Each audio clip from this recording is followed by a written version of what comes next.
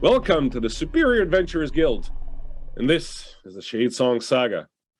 Tonight we have the first episode of Saga 9, Two for the Rope.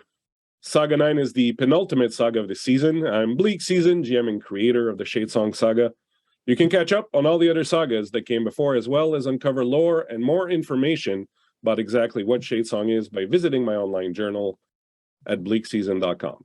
You can also watch Saga 7, The Well, and Saga 8, Blackbird's Cry, on VOD here and on our YouTube channel, where there's tons of other little goodies sprinkled throughout. It's kind of like walking into a candy store. So do yourself a favor, do us a favor, hit up the YouTube channel. Our saga tonight takes place in the Shield Mountains, near a fortress called the Umber Keep. It continues the story of two characters from Saga 4, Black Moon, namely Cicero and Abaddon. After that saga, Cicero headed into the mountains looking for a powerful artifact called the Purest Vessel, said to be able to heal the effects of the necrophage, the deadly plague that's scouring the world. I'm not sure even Cicero knows whether he wants it for good or ill. On his tracks, his former ally Abaddon, who has his own plans for the vessel and for Cicero as well. The saga will also reintroduce a character we've seen a few times before, always as an NPC before, but tonight played as a PC. This character has a habit of showing up and murdering important people when it's least expected, so who knows what's going to happen tonight. Speaking of player characters and players and characters and all that good stuff, I'd like to take the opportunity now to introduce our players tonight in this, the first ever live streamed Shadesong Saga. Wow. My friends, how are you doing? So good. Right. Fantastic. Ready to go. Chris? She's going to murder us all. I can see it in her eyes already. It's going to be a short stream. Oh my God. I'm nervous. My hands are sweating. Called Saga 9, the night where Clothgilda killed everyone.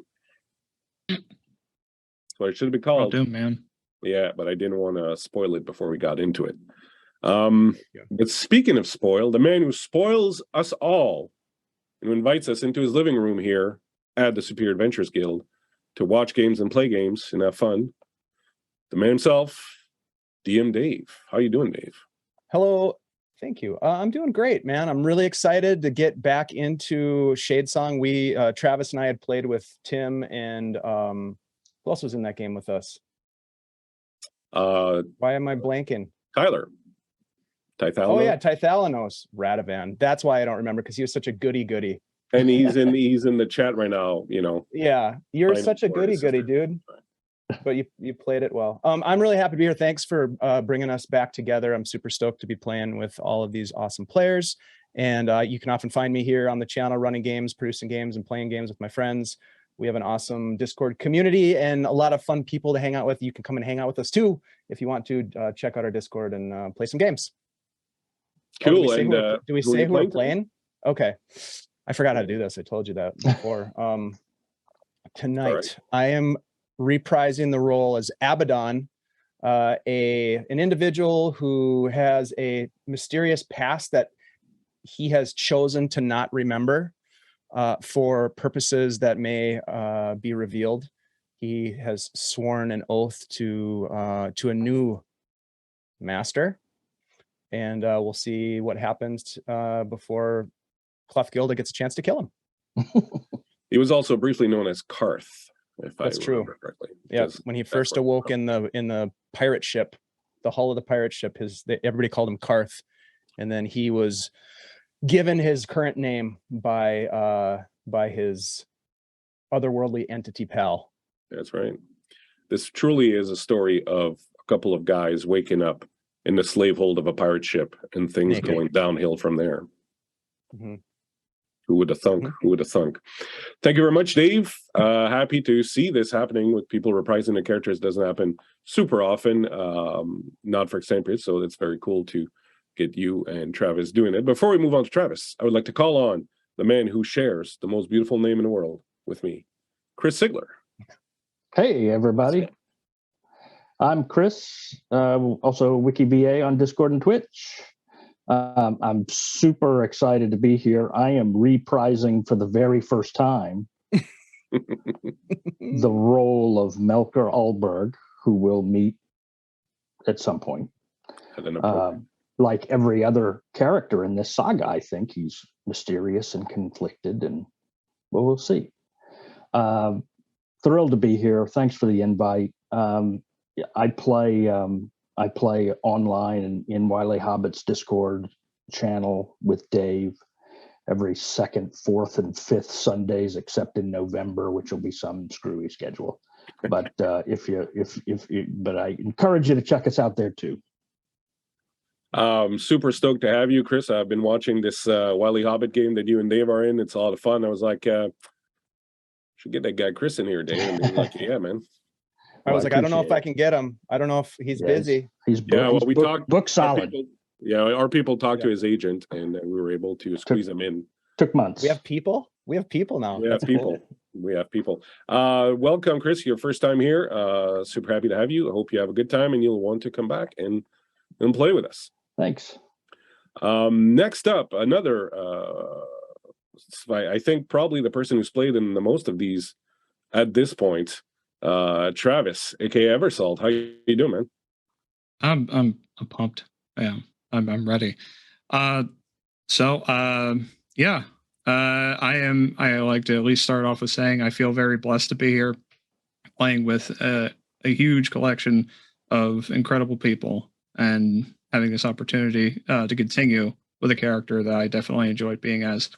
So you can find me on Twitter, where I like to babble sometimes, particularly, and either throw out ideas and stuff like that as Scanner Eversalt on Twitter.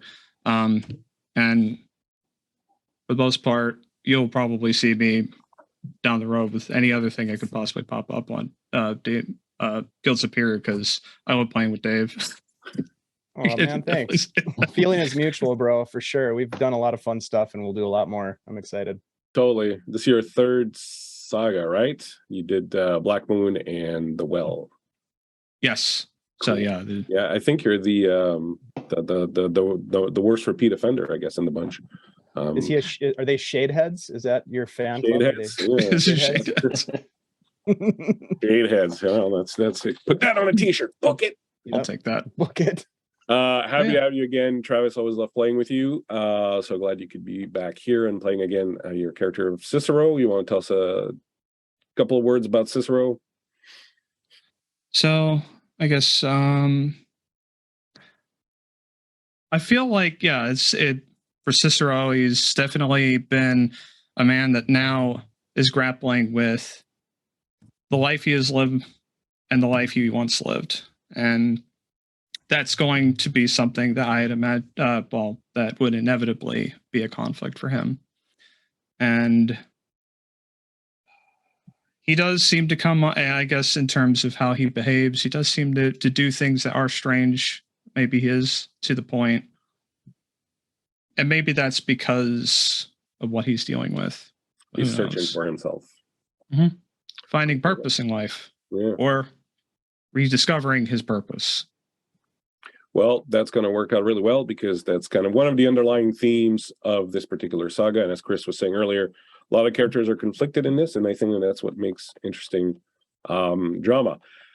Thank you very much. However, someone who is not very conflicted, or at least hasn't been very conflicted so far about what she's been doing, is the character of Clothgilda, the master assassin, who for the first time tonight will be played by a player, and none other than MJ Russell. How are you doing, Molly? I am great. I am so happy to be here.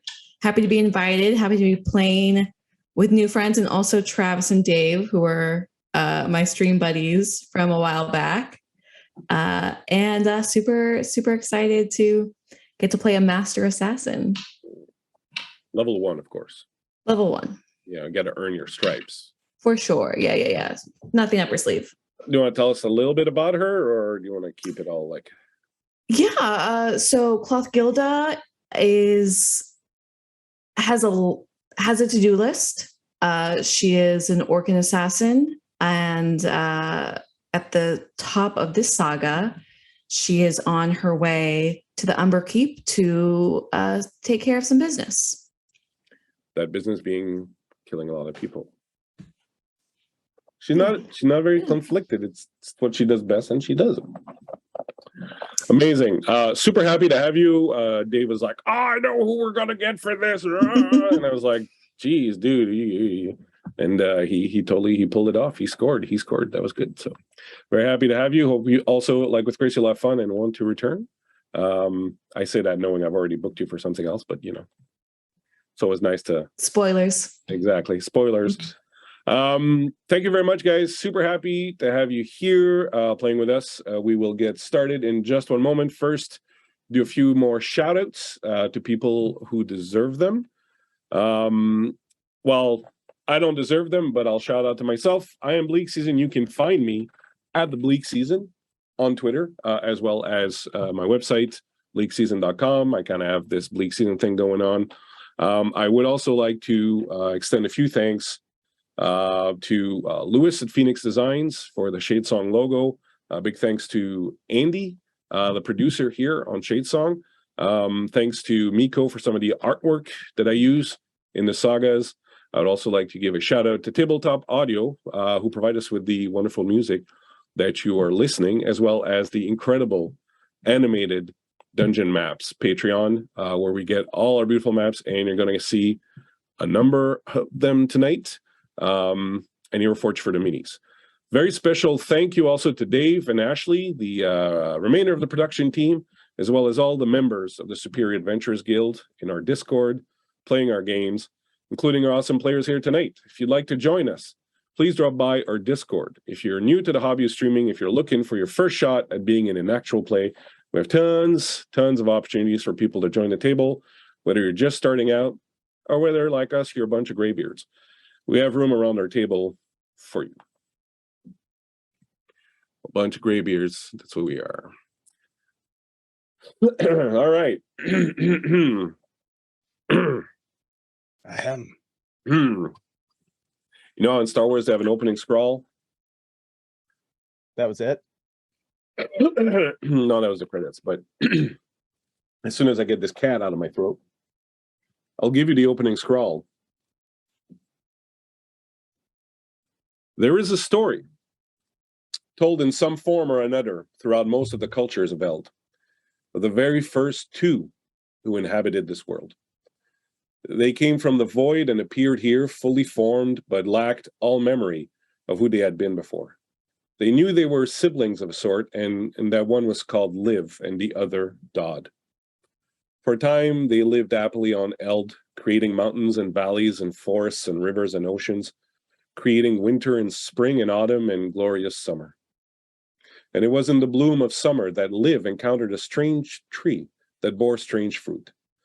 Liv ate the fruit and suddenly remembered who they were. She was Life, creator of all things that live and breathe and hope and dream. Life hurriedly bade Dodd to eat the fruit also, and when they did, they remembered who they were also. Death, the antithesis but inseparable sibling of life, ender of all things, giver of rest, and bringer of gentle twilight. Life and death were so happy to finally remember who they were that, as they must always do, they intertwined. And at death's touch, life perished.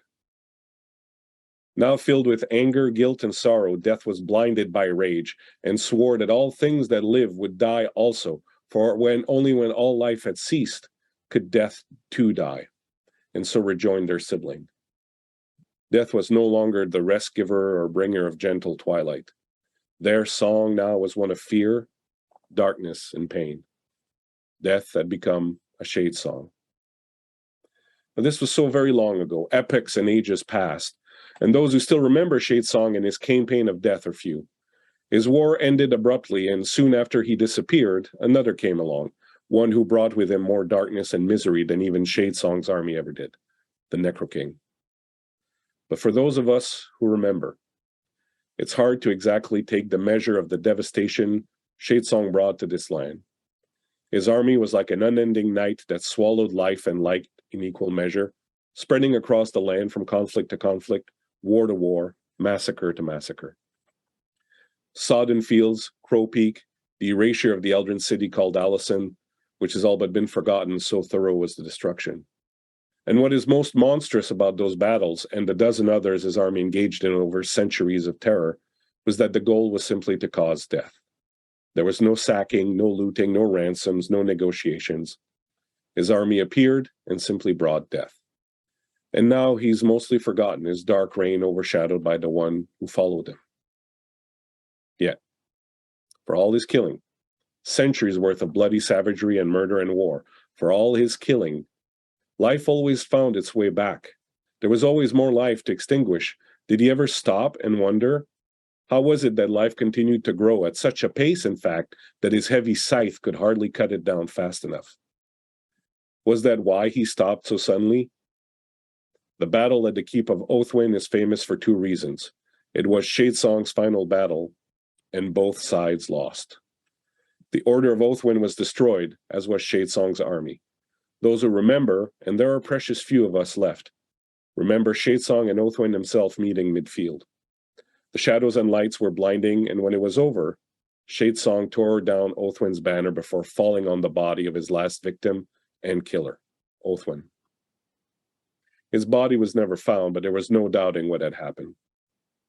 Shadesong was finally gone, and so ended his song of death. As we open here tonight, Cicero, you have been traveling through Eld, going north into the Shield Mountains, following a map that you discovered some time ago, a map that supposedly would lead you to the last known resting place of a powerful artifact called the Purest Vessel. You're probably as conflicted as can be about what you'll do once you find it. But you know you're attracted, you know you need to find it, and you hope perhaps it'll bring you some answers.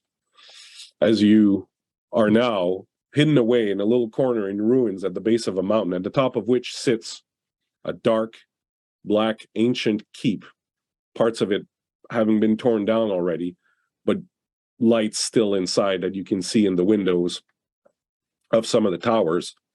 You're making a little fire for yourself, preparing to warm yourself for the night, and perhaps in the morning sort out what you're supposed to do, because you don't know exactly where this artifact is, but you do know that it's somewhere in that keep, and that there are people in that keep. If you want to turn to Owlbear Rodeo, our little map, what's going through your head at this particular moment as you're warming yourself by the fire and looking up at this dark fortress that's looming up above you? In his mind, as he's sitting, staring into the embers of the fire, occasionally stoking it to keep him warm, he's thinking, where will I go once I have it? How best to make use of this?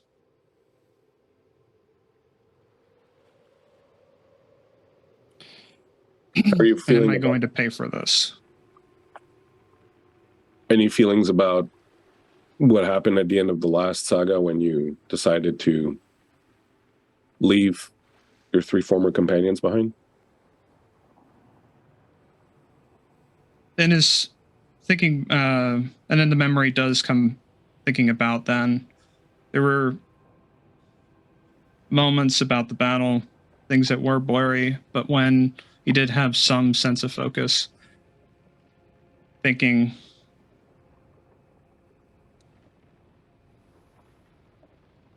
some of my companions have already found a purpose in their life, and it's not this. And some probably do and shouldn't.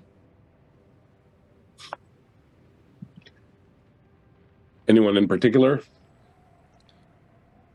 Well, deep down, he doesn't feel like he trusts Parth.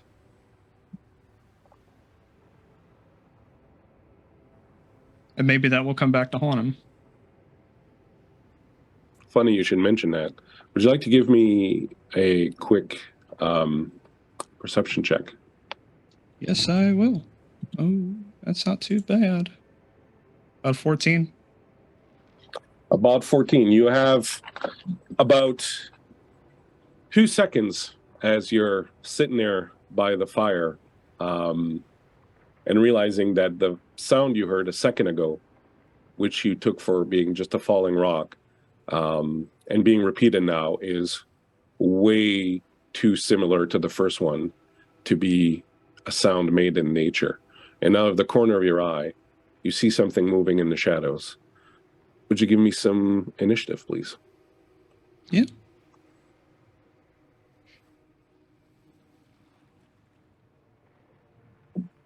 Four. Someone's gonna lose.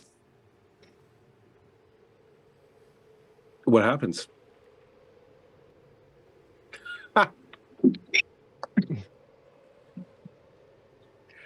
You hear that sound and you look up, and for a moment you see shadows moving up on the ridge here. There's definitely someone or something up there that's approaching you. What would you like to do?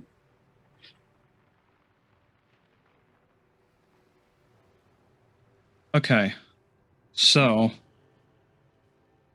reacting to seeing the shadows, I get up and I draw my sword and step around the fire to try and illuminate the space. So I'm trying to peer out and losing track of where the shadow is. Gonna hold your Listening. action? Yes. All right. Abaddon, what happens? Abaddon, having been watching his former companion for a while, kind of shifts his weight, and a rock kind of rolls down the side of the hill, down that ledge, and he's, shit. And he looks down at his friends. You perceptive bastard! And he's going to cast. Well, here's what happens. He is going to slide down that wall to be like right up next to you, as close as he can be. How close can I get if I use my movement to slide down that wall there? All right. Well, give me like an athletics or acrobatics check, whatever you like. You could have arrived from lower if you wanted. Also, I just said up there, but you could have arrived from wherever. That's fine. I got pretty good. It's going to be a dirty 20. All right. So dirty 20 is pretty good. So you sort of skip down there, then skip down to that platform, and then firemen slide down this ladder. And I'll say that you can get like... Oh, I'm far away. Okay. Yeah. I'll say that you can get like kind of there. All right. What are you doing? Are you just sauntering in, or? No, he's racing in, and as he does, he reaches out his hand, and I'm going to cast Shatter, centered on Cicero, and probably catching the flames to put the fire out. Just to kick the wood across and out of the fire pit. All right, go for it. That means for a Shatter, I need you to make a con save, Cicero. Okay. Versus a 13. Well, I got a 21. Okay, so half damage.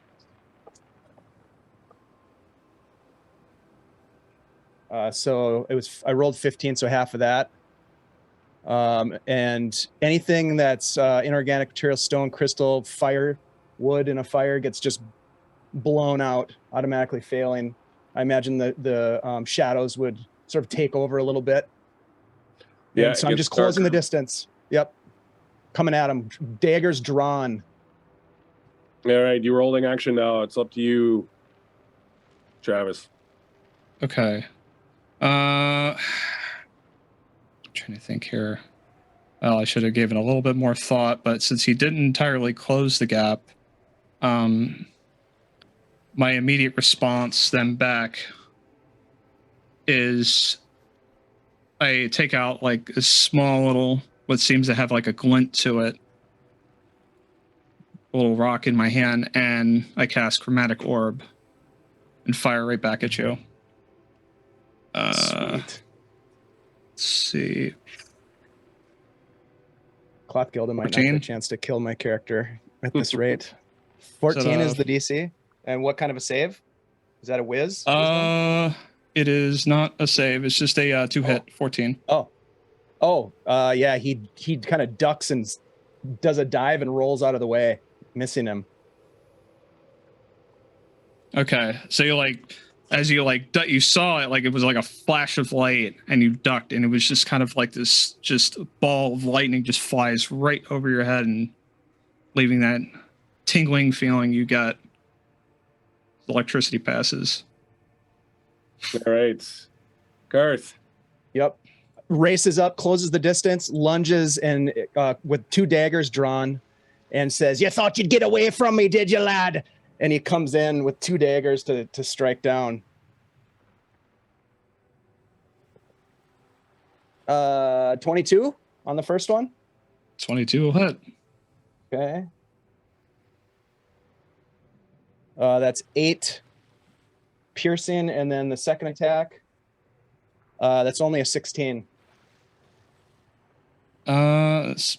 16 will hit as well.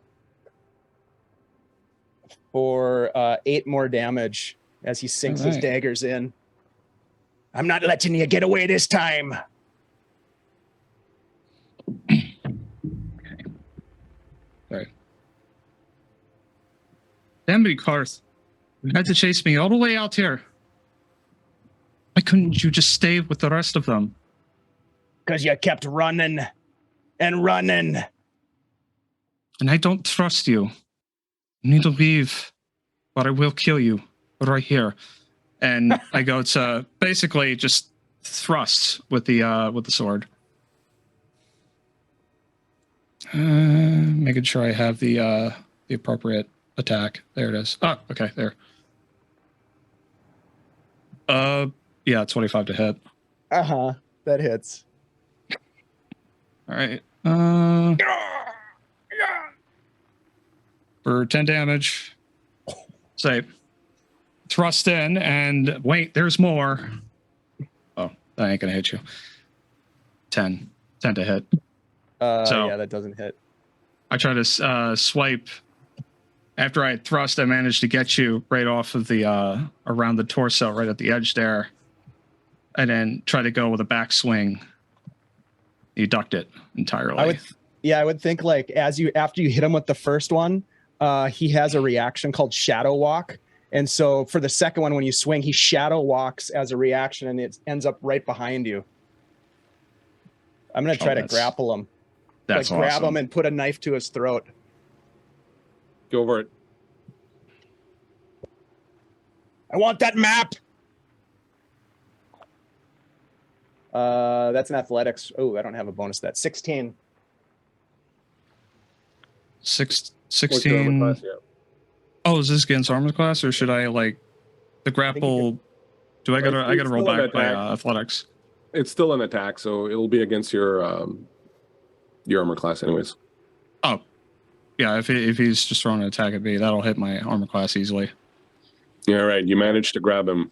Do you? Yep. Knife to his throat, but I'm not gonna pierce him. Say, "Where's the map? Give it to me, and I might let you live, boy." All of a sudden, from behind you, 2 hands reach out.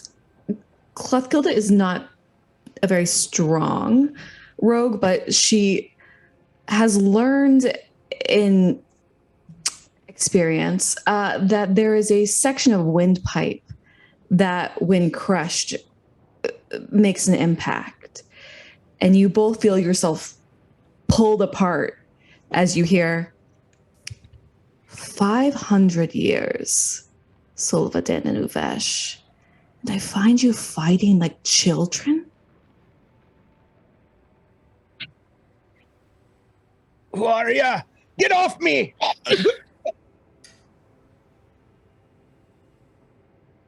turns, daggers drawn, bloodied with Cicero's blood. Are you in league with this one, then? Did you leave your mind in the pits, Solvadin? What did you call me? My name's not that. What is this? Devilry? Travis, as you look upon the newcomer, you realize from a very, very deeply buried memory, a deep, dark part of your subconscious mind, that you know who this person is. Last time you saw her was about 500 years ago. So the strained expressions that and shock and exhaustion that you had seen with Cicero, and it was just as if like it all drained away and his eyes kind of went half-lit, as if just the emotion sucked away for a moment, but he still seems stunned. Both Gilda. Is It has one been of you a long time. And your presence is uncanny. Where is Tamarok?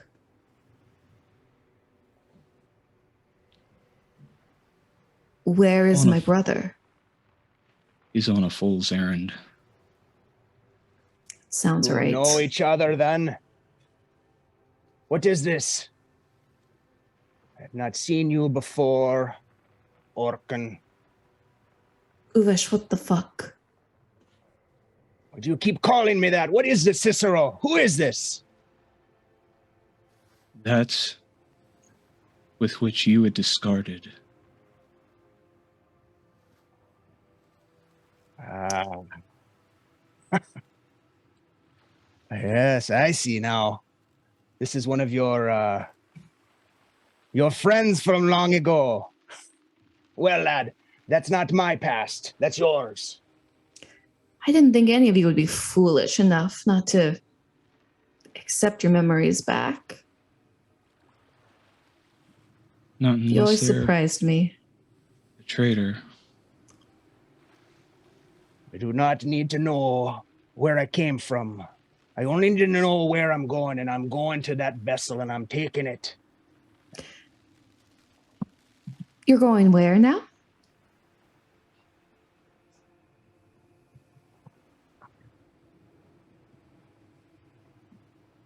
What do you want of us, then?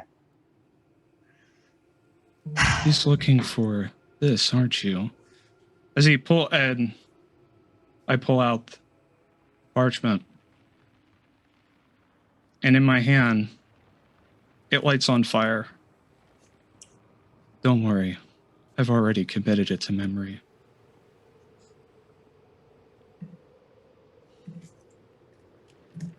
Well, then, I guess you'll have to live for a bit longer. And he'll put his daggers back into sheaths at his belt. Hopefully long enough for you to wake up. Not, oh well. There's a lot here that I'm not trying to get into. Did you say the vessel? I heard you say the vessel. The sacred vessel. Paris vessel. Yes. And you're here for it at the Umber Keep. That's where this leads. Well, our purposes are aligned then. I have business in the Umber Keep. And I could use aid from old friends. As she mentioned the place where you're going, Travis, when she says the word the Umber Keep, something else comes back to you, something again from your memories back in the day. You remember this place now. You remember this fortress. You remember that 500 years ago when you were a lieutenant in Shadesong's army. You remember that this was his home. This was the keep where he lived in the day before he died. And that's why you've been feeling this apprehension, even though you didn't know exactly why. It was in your subconscious, as your memories are trickling back over time, and you've got a lot of them back. But this is the first time you realize now why this place felt so familiar, yet so foreboding at the same time.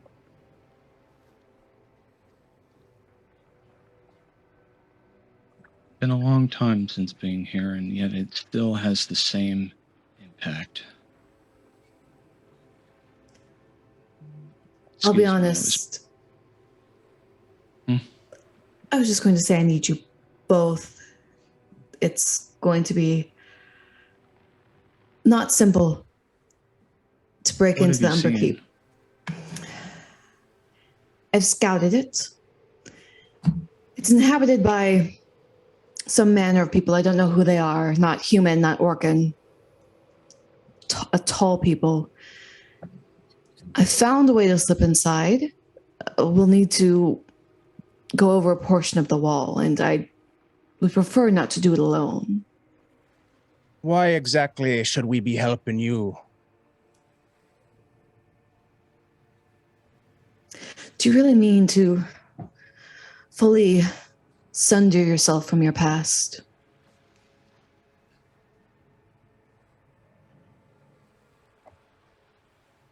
My past has no bearing on what happens here today. If you mean to get us inside the Umber Keep, I'll travel with you. I might even watch your back. But you watch your backs. As long as you have his mark, your past will always have a bearing on you. Your Keep service me is alive. inevitable. And I can help you remove it. Otherwise, as Uvesh mentions, your service is inevitable.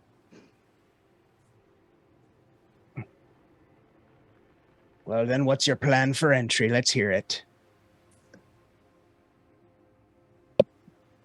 There's a windmill off the side.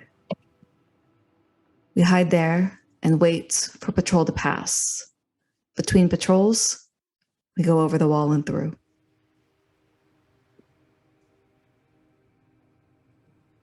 You trust her, Cicero. Why did you choose the name Cicero? That is not a name that I chose, nor is it a name that I go by. What do you go by now? Uvish, of course. You would remember that, Solvadin. Let's get to work. Right, follow me. Try not to kill each other. And with those words of wisdom, you begin your climb up towards the keep itself. It means nothing to you, even as you approach it, Abaddon. This keep, there's no bells that ring. Whatever power has taken away your memories or is blocking them, it's quite powerful. And even here in the presence of these two people who know you and who speak things from the past, and so close to this place, you certainly feel the kind of momentousness of this place, the resident power of this place. It was the house of death for untold centuries. You feel that, but you don't really recognize any of it. It's very strange, but you're starting to kind of recognize the difference between something that you've never known and something that's blocked off. Like you can tell that there's something kind of like on the edge of your memory, but unless you make any effort to go get it, you're not gonna see it. But that's kind of the effect it has on you.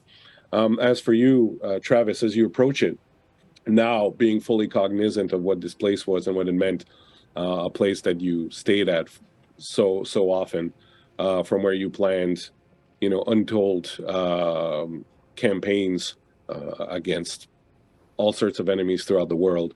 The weight of it now is starting to sort of come back, and the weight of the things that you did. You may remember that first dream that you had of leading 3 other horsemen and following in the wake of death, and that fear that you felt when that figure in front of you had turned around and looked at you. And while there's a bit more familiarity now because you remember being part of this group and being chosen by Shadesong and all that, there's still that, that lingering fear that comes of it. And also whatever weight you choose to accord to these acts that you did in the past. As for you, Clothgilda, it's very strange being back here because you've been toiling for so long, hundreds of years now, without any sort of sign or any sort of hint that perhaps the thing you've been waiting for is about to happen. But seeing these two here, of course, in addition to reminding you of your brother, and your last parting with your brother wasn't very sweet at all, but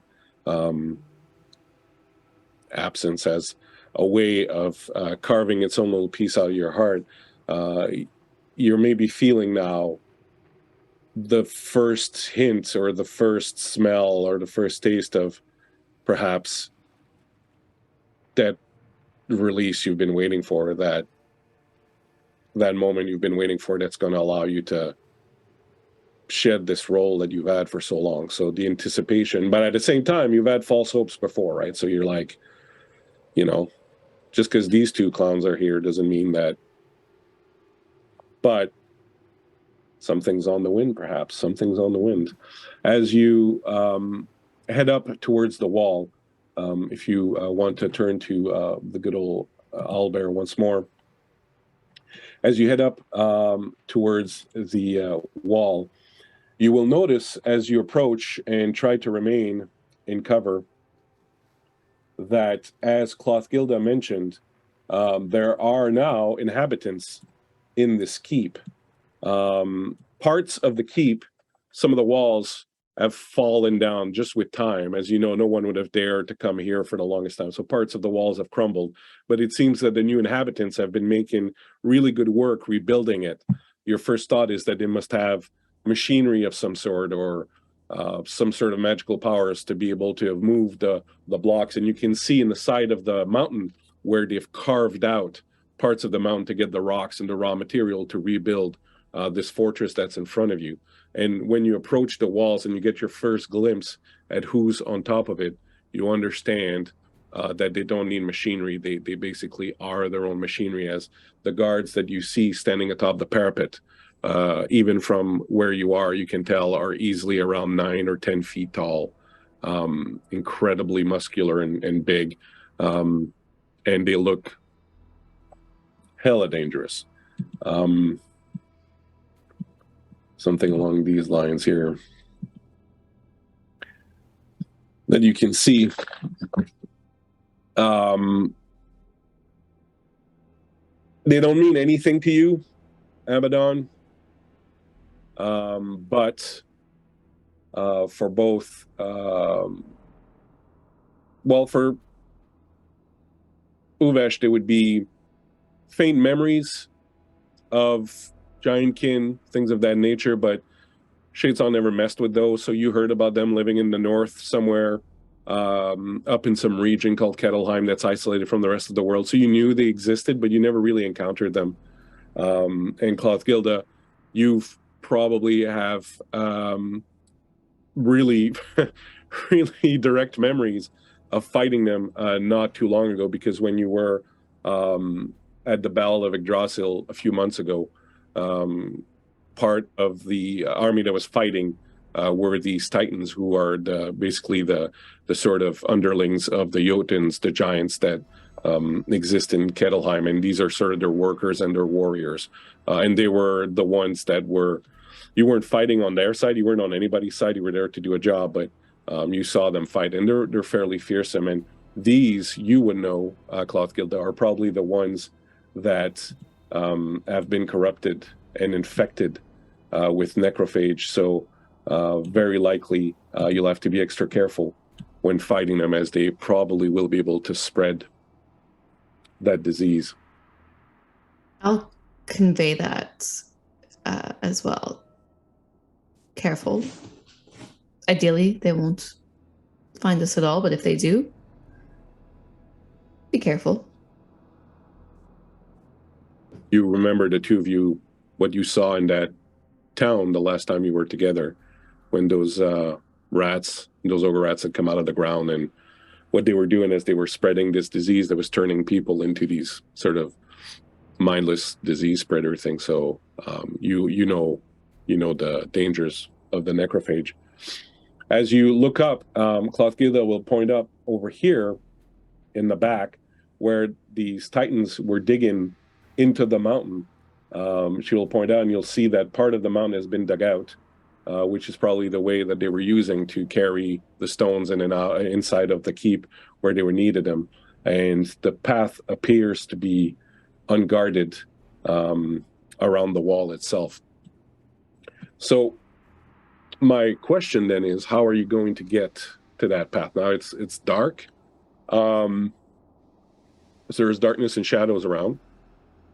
The guards up on the wall are moving around a little bit, so you could possibly try to time it so that this one up here probably can't see you from where he is, but this one might.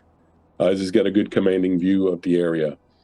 So you can try and wait to see if he's going to move around a little bit, or you can try stealth, or I don't know how you want to try to go about doing this. Well then, what do you think we ought to do?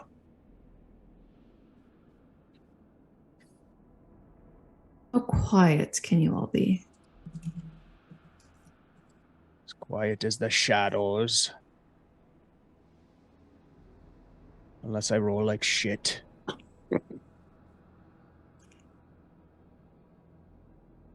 Happy to try to sneak unnoticed. Uvesh? After you. I don't suppose I can be that quiet, unfortunately, but I do tend to blend in pretty well. I want to take just a bit of time to mentally examine, like, the overall, like, walking patterns and general, like, idle mannerisms that you would get out of some of these big guys there. So they're not. So something that is self is they're not undead, even though they're corrupt and affected by necrophage. They're not undead, so they get tired, they get cold, etc., etc. It does look like this one that's up here.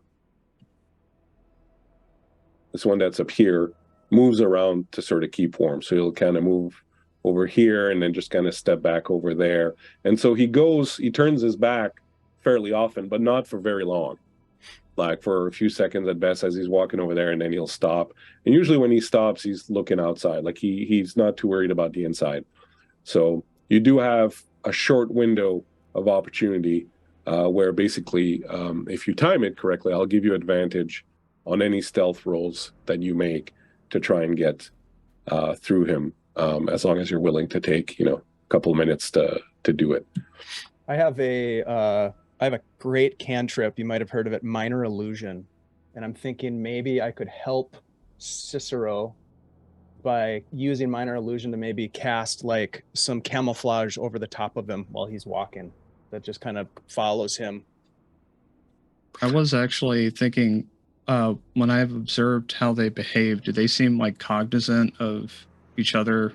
Kind of like they actually recognize, like, you are part of the group that we are, kind of thing? Yeah, I mean, it would be very hard to, they're like 9 feet tall, so it'd be very hard to, just put on their armor or whatever. But they're fully sentient. They're regular sort of guards.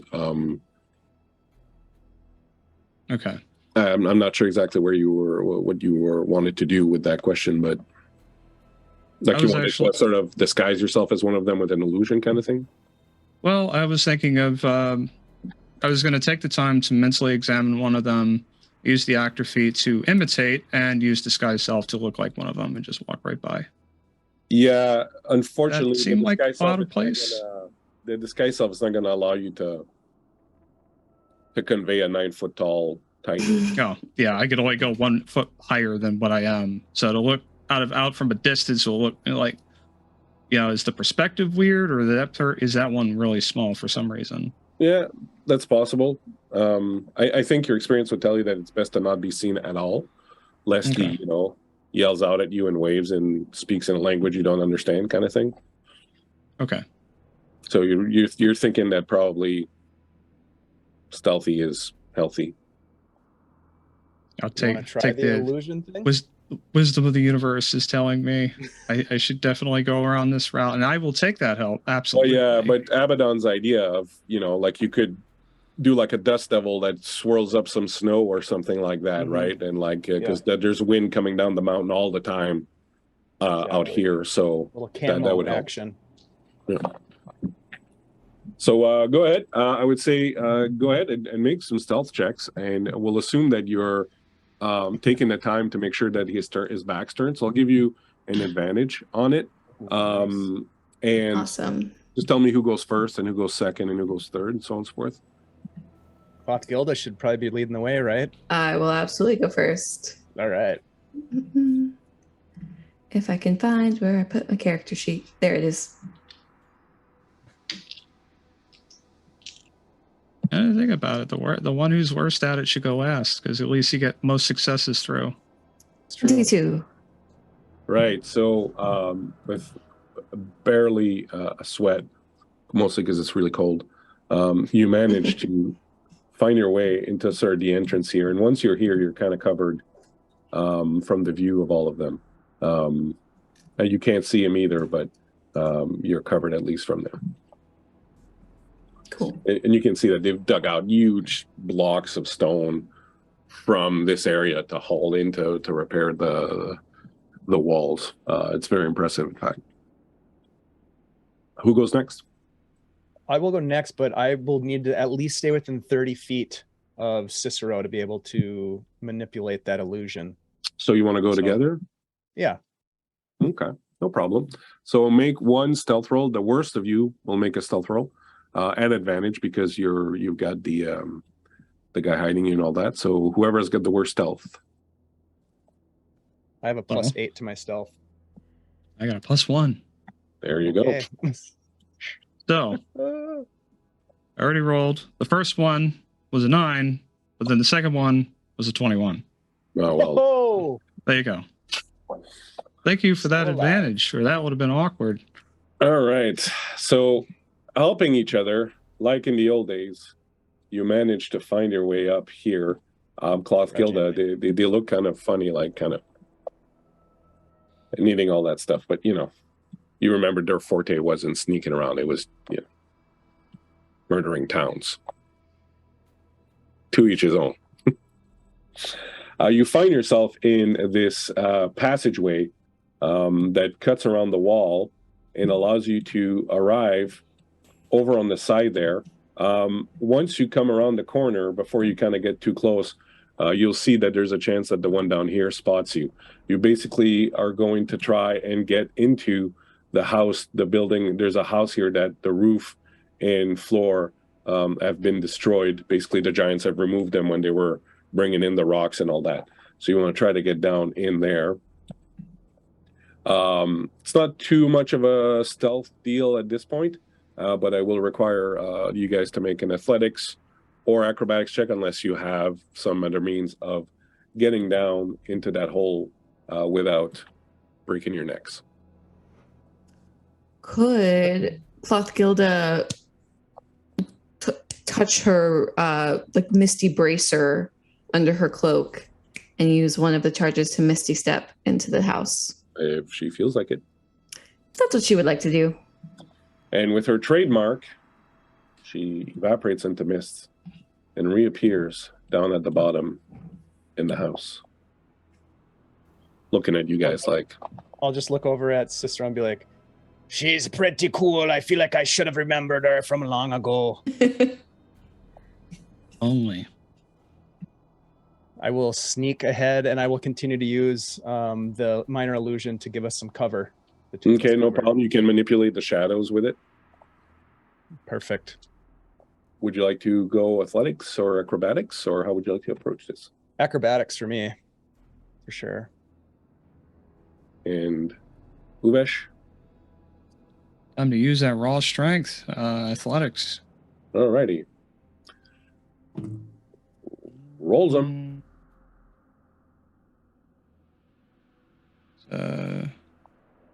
13.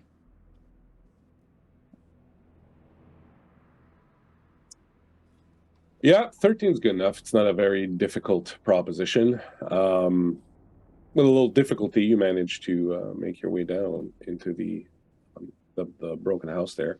What about you, Abaddon? 19.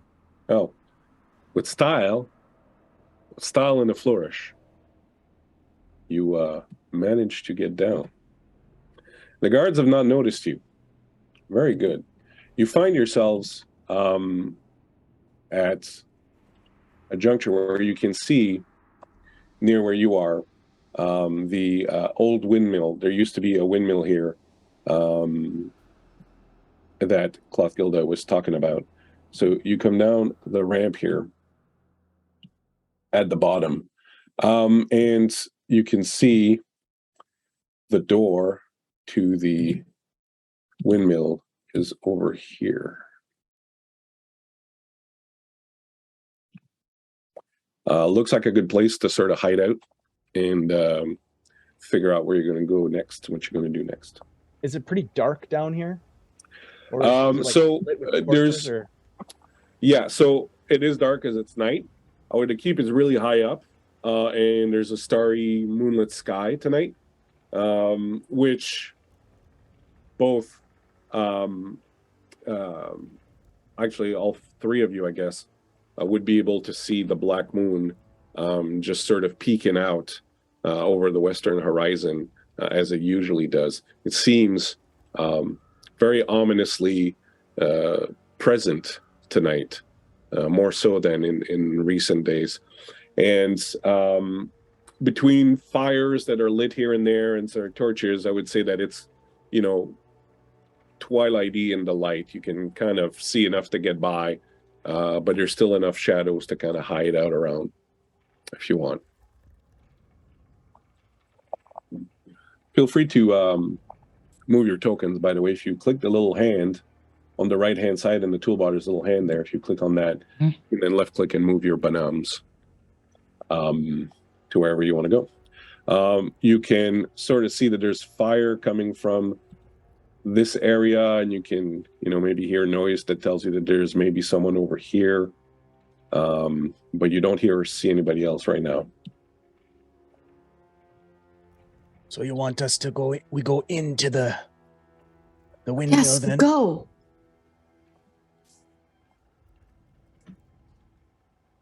Who goes first?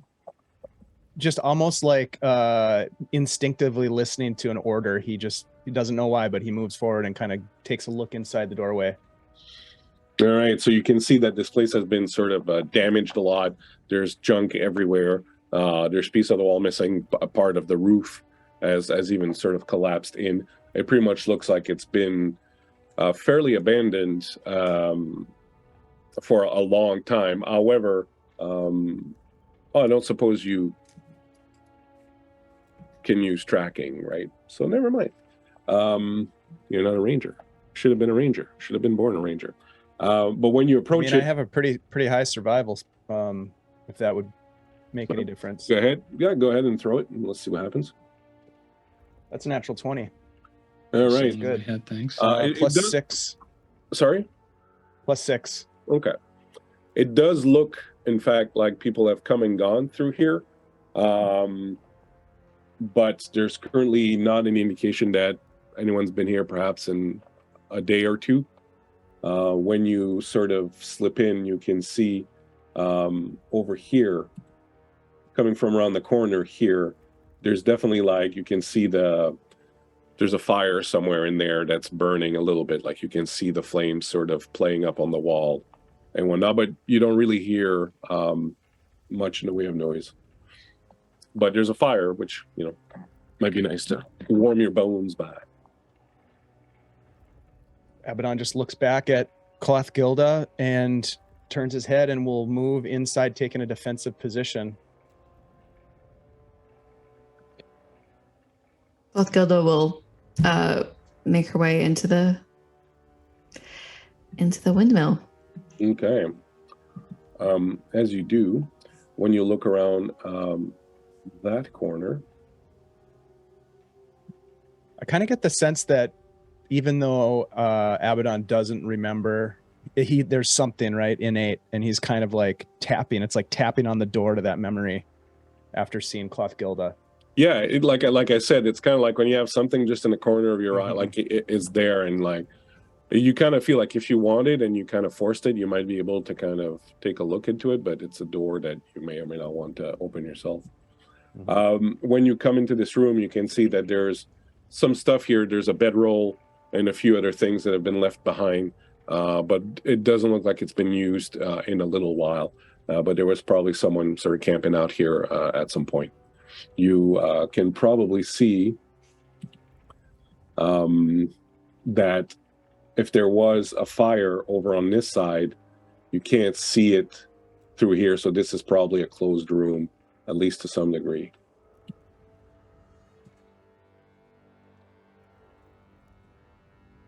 Who moves up next?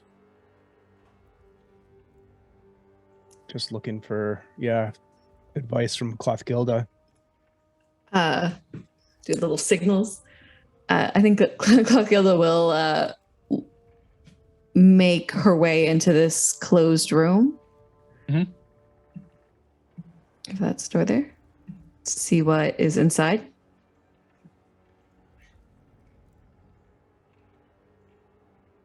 Abaddon will move into this space here.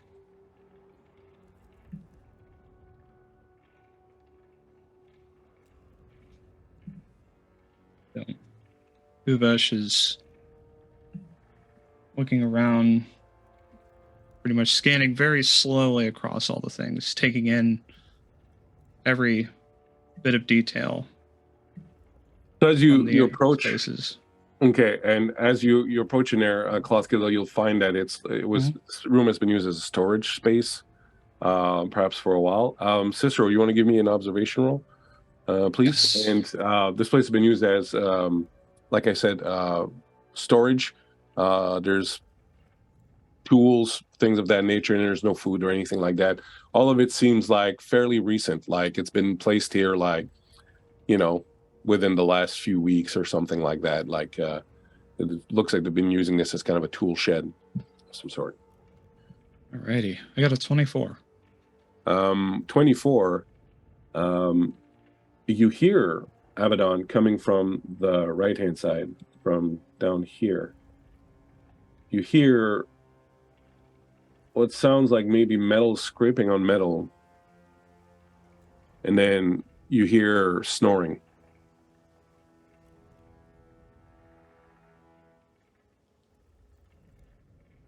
I hear snoring in that direction.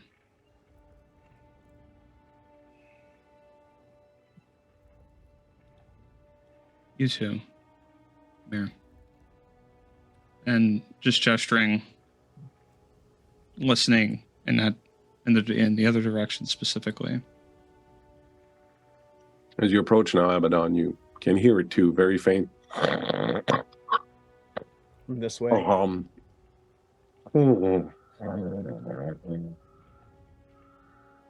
Someone sleeps. We put him down. Well, we need to stay here for a moment. Stab him. I'll get it. What shoulder you stab? Stab him. He's going to move forward with his knives drawn. Okay. Moving forward with his knives drawn. So when you approach here, first thing you notice is that this little sort of area is just a little alcove that used to lead to the stairs that would lead up to the second floor when there was a second floor. All right. And down here, you can clearly see now over here the firelight. So there's a fire in there, and the snoring is definitely coming from in that room there somewhere. There is no more roof, so you could conceivably also climb over there if you wanted.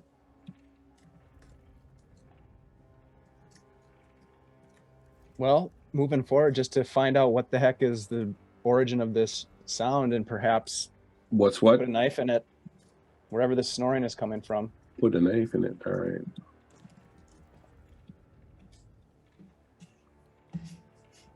When you turn the corner, you see 3 cages that are suspended from the wall, and these are ginormous cages. One of them at the other end appears to be empty. One of them has one of these titans who's kind of all, caught up in this cage, and has his head down and is snoring loudly.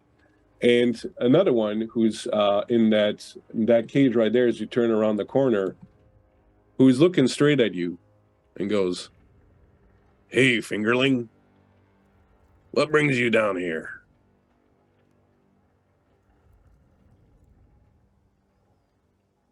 "Hey, Milk, wake up.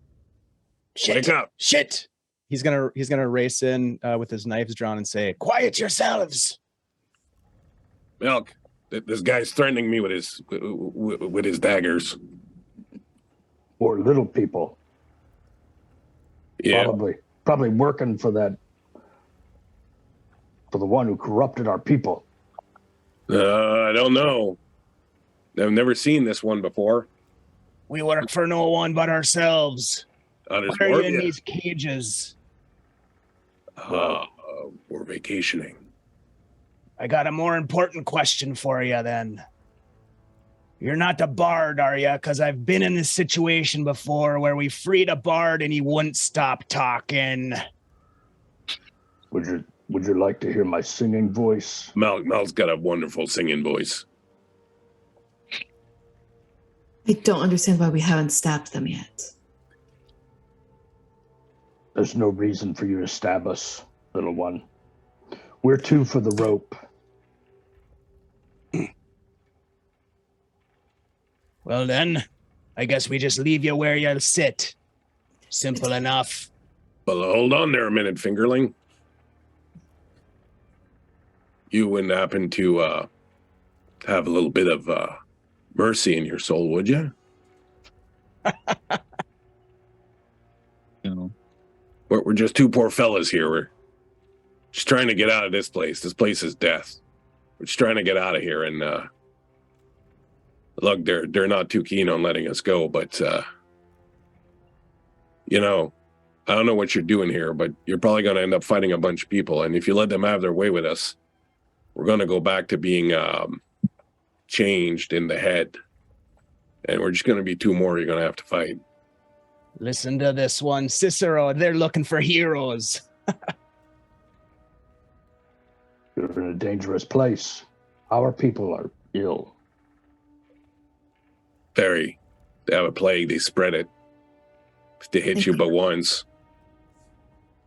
They could tell us information that we need. We're not sick. We got cured. What? Do tell. Yeah, tell him, Milk. Tell him what you found.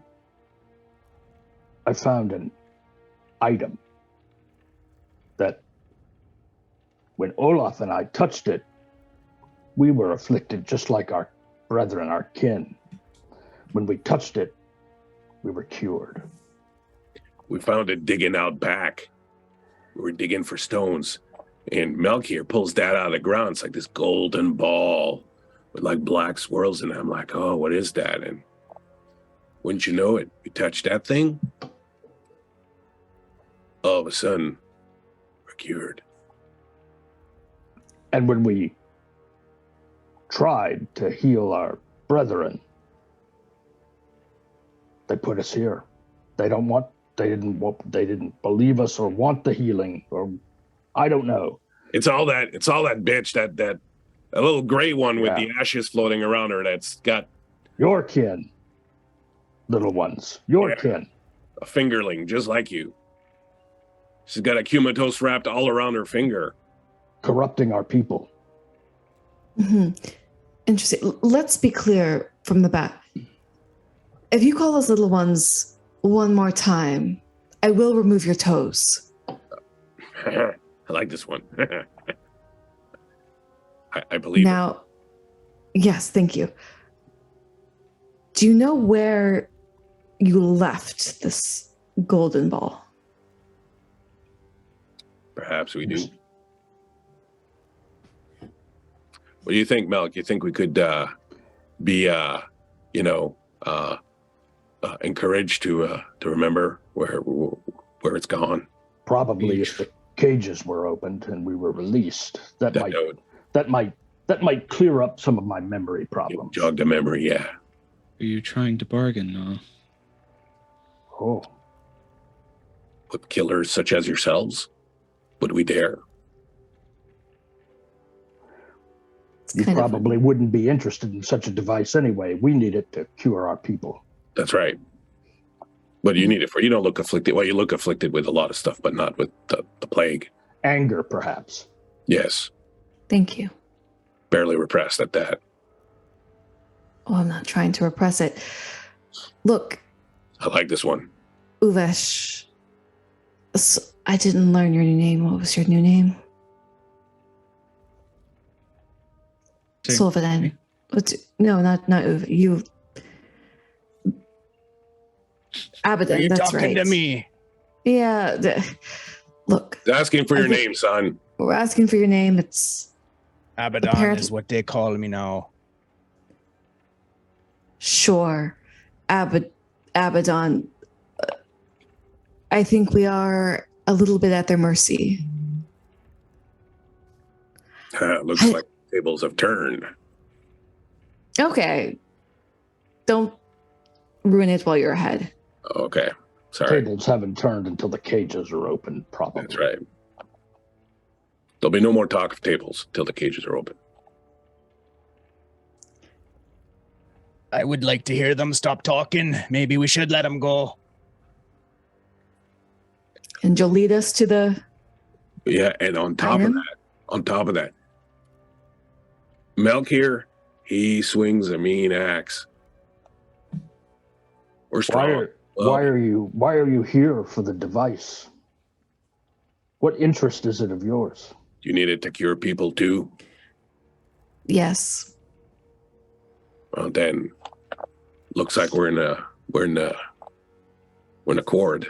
So others have been afflicted by this disease? Yes, we would like it to do so much good in the world. All right, I'm going to roll for that.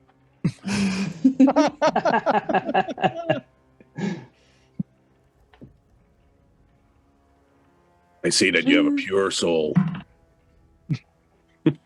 I see you have a pure soul. Mm-hmm. Look, well, we didn't mean to get involved in all this. Things just kind of, after everything that happened in Kettleheim and the Battle of Yggdrasil, everything just kind of snowballed, and next thing you knew, we were in here with the rest of our brethren. But I'm telling you, our brethren don't mean to do this. It's that poison, it's that plague that girl's spreading that's making our people just savage and crazy. And if you help us get out of here, we'll help you get this thing. And then, if we can cure our people, we can maybe go back home and see our families again and our loved ones and try to make amends for what we've done. We've done some terrible things, haven't we, Melk, when we were... We would have no use for the device once our people were healed. Yeah, back home to Kettleheim. Yeah. Have you ever been? It's nice this time of year. Well, it's nice any time of year because there's the Four Seasons all the time there, but that's another story. I would love a tour. Oh, I'll take you. But we'll take her, right, Melk? Yeah. It's a good place. Why does this always happen to us, Cicero? We come upon these chatty Cathy captives. Well, if you open the cage, maybe we could, move beyond mere words. I'm much quieter when I'm out of a cage. Yes. I'm much quieter when I'm drunk, but no, that's not true. I sing loudly when I'm drunk. Yeah. Well, what do we do with them? You release Come them. out. Mm-hmm. They help us find an item, and then I go sightseeing with them. Sounds like a deal to me. Everybody helps each other. For the record, I think we should leave them sit. They're two for the rope, and that's where they belong. But I'll go along with the rest of yous. It shocks me that you want your mark removed, really, Sullivan. Shocking. Shall we? Just there's like, if you look over there's keys over on the, see, right, not there, over to the left. Yeah, right there. What else is in this room that might be useful to us? Really not a lot. It's mostly a bunch of junk and tools. I mean, there's pickaxes and things of that nature. Basically, the tools they've been using to try and help rebuild the fort. This is like, as I was saying earlier, to their tool shed. There's not much in here that, and also their tools are huge. Sure. And then our Melker and what's the other guy's name? I'm Olaf Kjodvitsen. Olaf and Melker's gear is there, maybe? No, they took our stuff. It's all right. We'll find some along the way. Really, the last thing that's missing in this place is weapons. There's weapons wall to wall. Big ones, too. Very well, then. So you liberate them. You get 2 Paragon points. Little Mass Effect reference there for you. Awesome. I caught that. So when you liberate them, you see they're like, a good 8-ish feet tall. The one called Olaf Kjodvitsen appears to be of a different breed than Melkor. Olaf appears to be a little bit smaller, but he's got the color of minerals and the color of earth running through his beard and his skin. He looks like he's almost like an earth elemental in some ways. Like he smells of loam, and his body looks like it's made of earth and minerals. I mean, it's obviously skin and whatnot, but he looks to be a little different. What does Melkor look like? So Melker is more fair-skinned. His hair is blondish in color, longer. He's got a blondish colored beard around him, around his face. He looks like he's probably pretty strong, but that's what he looks like. Melkor here is a Titan like those guys. I'm a Jotun Baron, son of Jotuns. Great. And what y'all's names? Abandoned? I heard that one. You're abandoned? Close enough. And he points at the Clothgilda. What about you, Fierce One? Coraline. Orline? And what about that dark one back there? If we're going to be friends. What's your name? Cicero. Cicero. All right. So this item you're looking for, it's gonna be in the mansion. That's where Akumatos is, our king. But he's not alone. He's There's someone. one of your people. But a small one, like you have bairns, like the small ones before they grow up. That's what she looks like, but very strange. Ash floating around her. Always handing out apples. Just strange. Well, A this sorcerer, conversation a is side bet. Yes, obviously some power.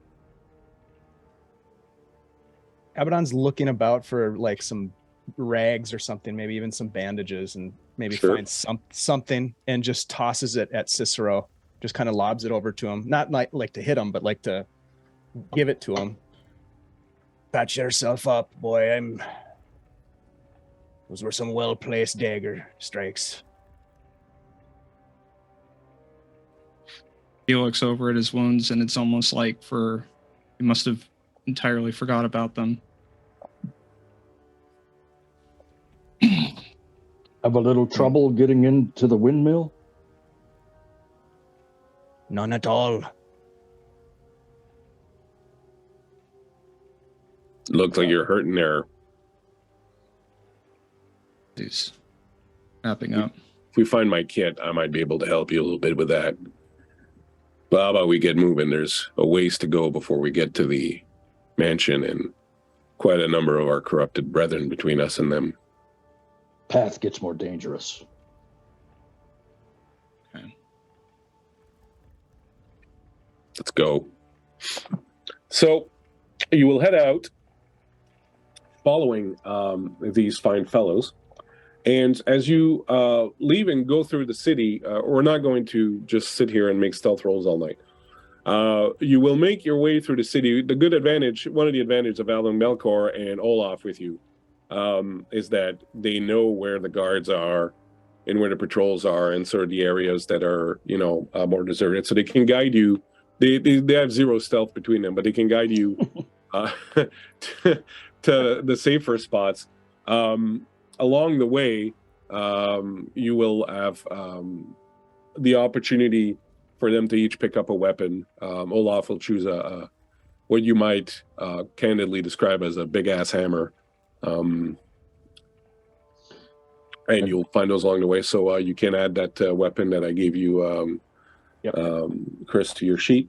And as you're approaching the mansion, the only time when you're kind of stuck, at one point, just before you get to the front of the house,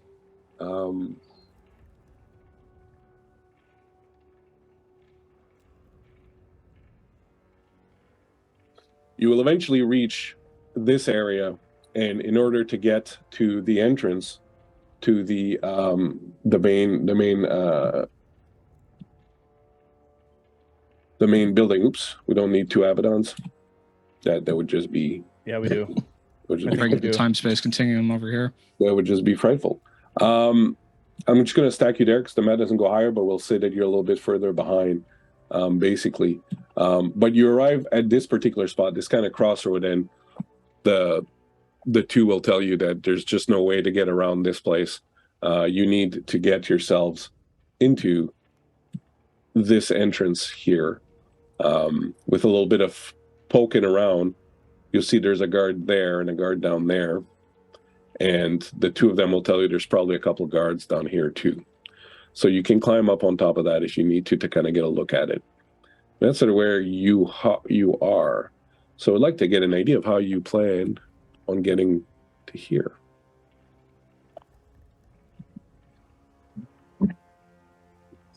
Well, if we try to sneak, these 2 big ones might get us killed. Or we send them first, fellas, and maybe they alert the other ones, and then we sneak on past. No offense to yous. You need us. You need us to find the device. Or we just... I prefer sneaking. I'm also happy to kill them one by one on our way there.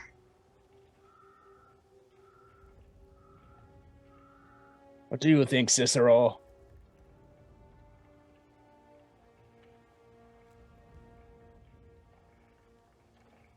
Technically, we only need one of you to be with us to guide. Right, but if you're thinking that you're going to kill one of us and that the other one's going to be happy to help you. I think what he's saying is we use one of you as a distraction. You think you can lose them? Or will they simply catch you again? Chances are they'll catch me again eventually. I'm not sure that I'd want to risk that. How about we lure one of them over here and do him in first, and then we can figure out about the others. You lure one, do him. I'll handle the rest. She got fight in her. She's obviously the leader of this pack. So it appears. Have our skills. I like a strong woman. She's a bit small, though. I swear. My toes, I know, my toes. I like him. That's good. Okay. All right. So he proposes to go around and just go up, walk into this one, figuring that, by the time he reacts, he can sort of have distracted him, and then the other guys can follow in behind him if you want and sort of take him. Is that what you would like to see him do?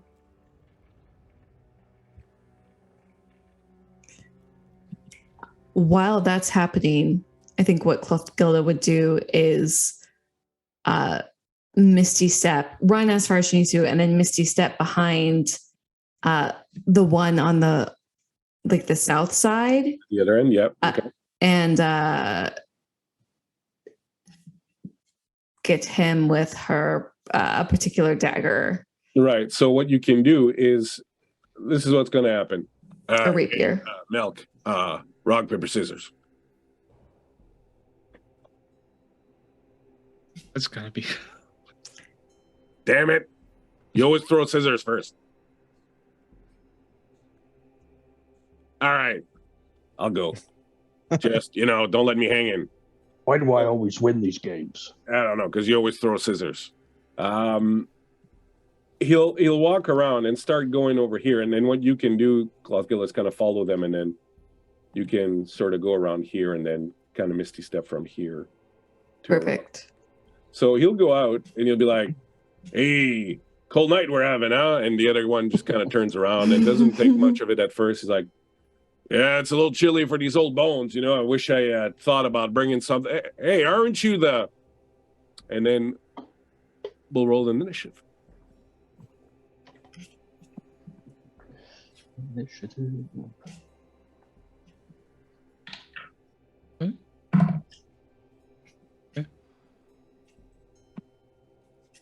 So what I like for initiative, guys, if you left click on your token, it'll open up a label and you can write your initiative there. Okay. Where am I? There I am. Then we always know who's going when. Jesus.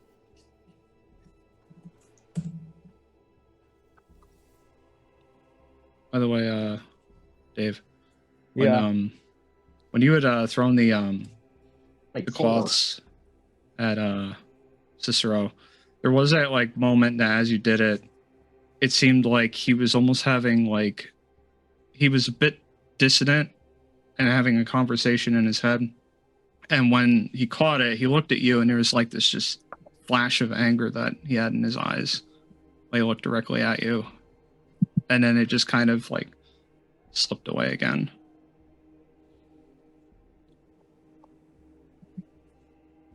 Foreboding. All right, 24. Abaddon. Yep. You got the prize.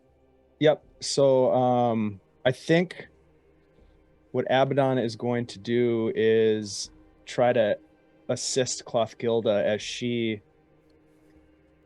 this is weird for Abaddon because he's somehow just reacting.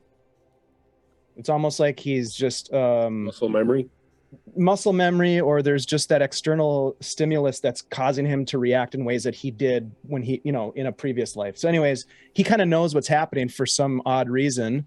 And so he's going to aid Clothgilda by, when she is Misty stepping behind this guy, Abaddon's going to walk out and show himself and distract the guy to give her some help in her attack.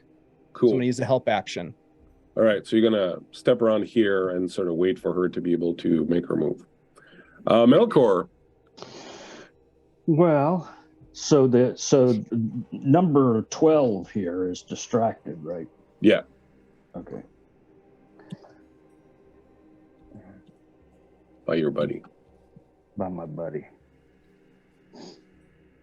So I think what Melkor is going to do is he is going to go, because he knows, or he believes there's probably the guards behind this wall. He's going to move up here, and then he's going to hold an action at this point and see if he's engaged by any of these other folks. The other guys. Perfect. Yeah. All right. At 15, he'll be like, "Oh yeah, you forgot your hammer," and He's going to bring it down. Over your guys' heads. It's a crunch. What an opening line. And he crunches him down. The guy's like, what the? At 11, Cicero. Uvesh. 11. Cicero. What would you like to do? Okay. I'm seeing the setup, and I'm not going to interrupt this setup. However, I am going to prepare specifically for that. As Uvish, I have a pretty good idea that Clothkizzle would be pretty successful at just one-shot downing this guy. It's a good chance. Pretty confident. It's a good chance. Okay. You've seen her do it before. And that was 500 years ago. She's had 500 years of practice since then. Really honing the blade out there. Holy crap. So I would say that for myself, I think that I'm going to have to stay out of sight, but my preparation is that I got my hands specifically on the spear. And I am eyeing up which one doesn't go down. Gotcha. And that's the one that's going to get speared. Okay. Cool. So you're holding Cloth Gilda. So with the way I do movement, you can actually get all the way if you want. Your character can just go running through all this mess and come around the corner here, and then you can use your action to Misty Step behind if you want. You know what? I don't need, because of I'm a swashbuckler, I don't need advantage to get my sneak attack. If no one's close enough. So I actually think instead of burning a Misty Step, well, yes, I'll still do it because I don't know if I can make it all the way there in time. Yeah, you could. So if you burn your extra movement to dash, right, as a rogue. Oh, I'll do that. I'll dash as a rogue, and then do a little stabby stab. All right. Or attempt to. Go for it. He literally doesn't even have time to turn his head towards you as you just buzz around the corner and come right at him and just like. Great. Then I will use the 9 Lives Stealer Rapier. And that is an 18 plus 10, so 28. I hope that hits. Wow. That hits. I really hope that hits. Okay. Piercing, 12 piercing. Okay. And then for sneak attack, it is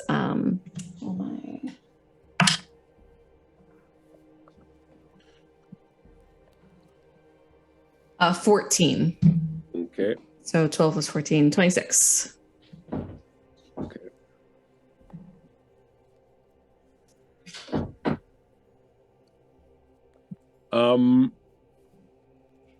Remind me what that thing does again. Does it do anything? It's just when you. It does something if I were to score a critical hit. Okay, which you did. Which I did not. Does this thing go down, Chris? Christian? No, but you can still hit with your offhand, right? I can, but I bonus action dashed. So if that's the case, I can use my held action and I have a reaction. So I could use my shadow walk reaction to get right up there and stab the guy. Sure. As my held action. Sure. All right, let's do it. And then, so Travis, he's probably going to go down from this, so you can probably prepare your attack on the one at the top there. So, because she didn't miss him by much. Where is that? That will be a 17 to hit. That hits. All right. So this is with the dagger. That's going to be 7 piercing. And then I do have 2 attacks. Oh, that's even better. That's 22 for 8 more piercing. Perfect. Just right. So, you want to do this, Dave? He comes in and just. Oh, this guy's really tall, right? Yeah. So yeah, he just takes both daggers at the same time right into the guy's belly and just tears the daggers apart from each other. As you do that, already quite weakened from Cloud Gilla's attack, he topples back. And as he's falling, Cicero, you want to make your attack? Okay. Oh, the to hit was a 21. That's good. Damn, we're good. Okay. For a total of 10 piercing damage. 10 piercing damage.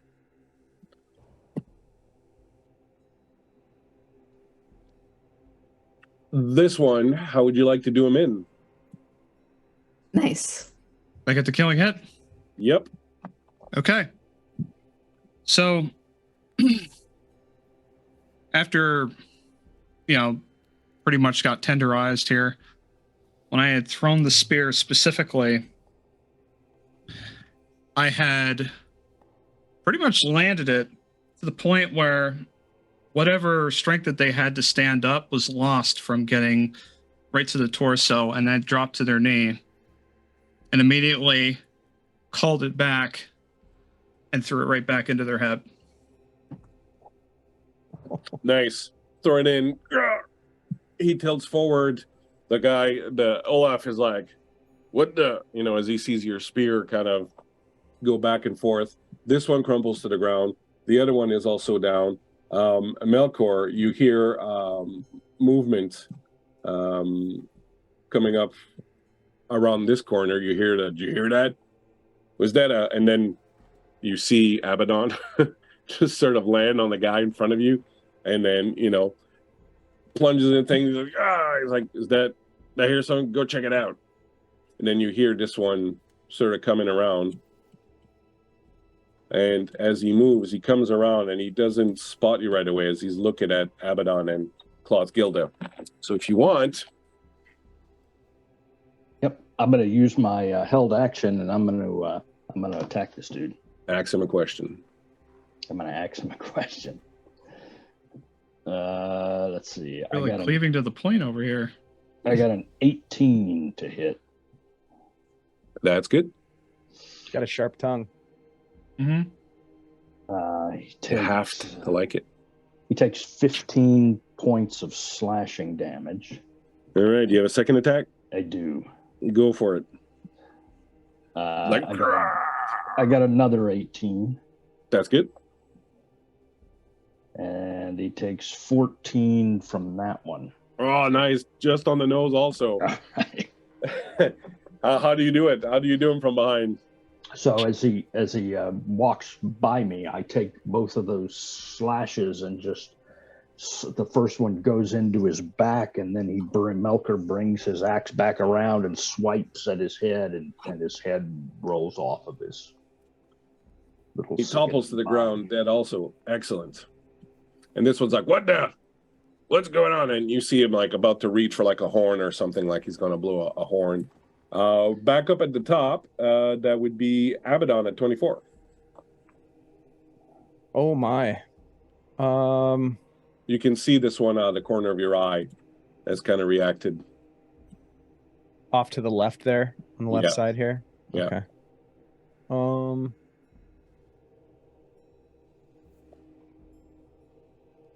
He is going to move. Can I get up on this ledge here? How hard is that? Yeah, a little acrobatics check will get you there. All right. 23 should do it, I hope. Yeah.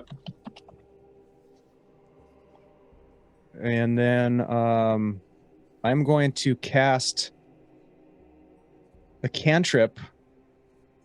So this guy feels this disorienting spike of psychic energy in his mind. He needs to make an intelligence saving throw as I cast Mind Sliver. He rolled a 7, so he's going nowhere. Okay. Nice. So he will take he will take 4 psychic damage, and on his next saving throw, he will have to subtract 4. Okay. God, he's like, ah, hangover. Next save. Nice. So 24. After that will be 17. Will be Melkor. That's me. Can I reach him? You can totally reach him. All right, I'm gonna run up and do a little slashy slash. And then he sees you. He's like, and as you approach him, you see that around his chest on a chain, he's got this beautifully carved horn that's in the form of a dragon, and you recognize it. So that makes me pretty angry, actually. It's pretty angry. Yeah. So I'm gonna rage now. All right. Oh yeah. And angry. And I'm gonna say, I never asked this, but do we speak our own language? Yeah. I don't make a big deal out of languages in this game, but you would definitely have your own language, yeah. So I'm gonna say to him in our language, that horn is mine. And then I'm gonna swing at him. He's gonna say, come and get it. Yes. My first attack is a 23. That hits. So he's going to take some extra damage here. First of all, he takes 13 slashing, but because of my divine fury, the first creature I hit on each of my turns takes an additional d6 plus 2 of radiant damage. So he's going to take... Bring in the light. I'm bringing the light. He's going to take an additional 7 points of radiant damage. And how much was that first bit of damage? Sorry? It was 13. All right. He's definitely bloodied with that first attack as you hit him with a thing and then the blinding light goes. He's like, ah! And then I'm going to hit him with my second attack. Because that's what you do. Hopefully hit him. 26. You hit. All right. And now he takes another, 13 points of slashing damage. Well, sir, explain to us how you split this one. So Melkor's angry when he sees that horn. So he takes his first shot and hits him right square in the chest. And then he yanks his axe out and hits him almost in the exact same spot. So to the point where there's so much strength behind the second swing, he can see his axe sticking out from his back as he yanks it out. And then he reaches down and grabs the horn. As he's falling, you grab the horn, he falls, and it breaks the chain, and you just hold it up, victorious. As it crumples to the ground, and you've massacred these dudes. You have your horn back. Yes. So as Melkor sits there trying to calm down, you guys see him with holding up this horn that's in the shape of a dragon on the end of this chain as he's kind of like trying to pump himself down a little bit, and you can see that this thing means a whole bunch to him. And he'll manage to calm himself down a little bit. And as you all will gather and climb the steps here and be ready to enter the mansion with your new horn, you can think about what you want to fill it with. During the break, we will take a short break to rest and recharge and fill Melkor's horn. And we will be back in a few moments. Don't go anywhere. Don't go too far. A lot more skull-splitting action left, actually. Probably a lot of RP left, to be honest. When we return, stick around.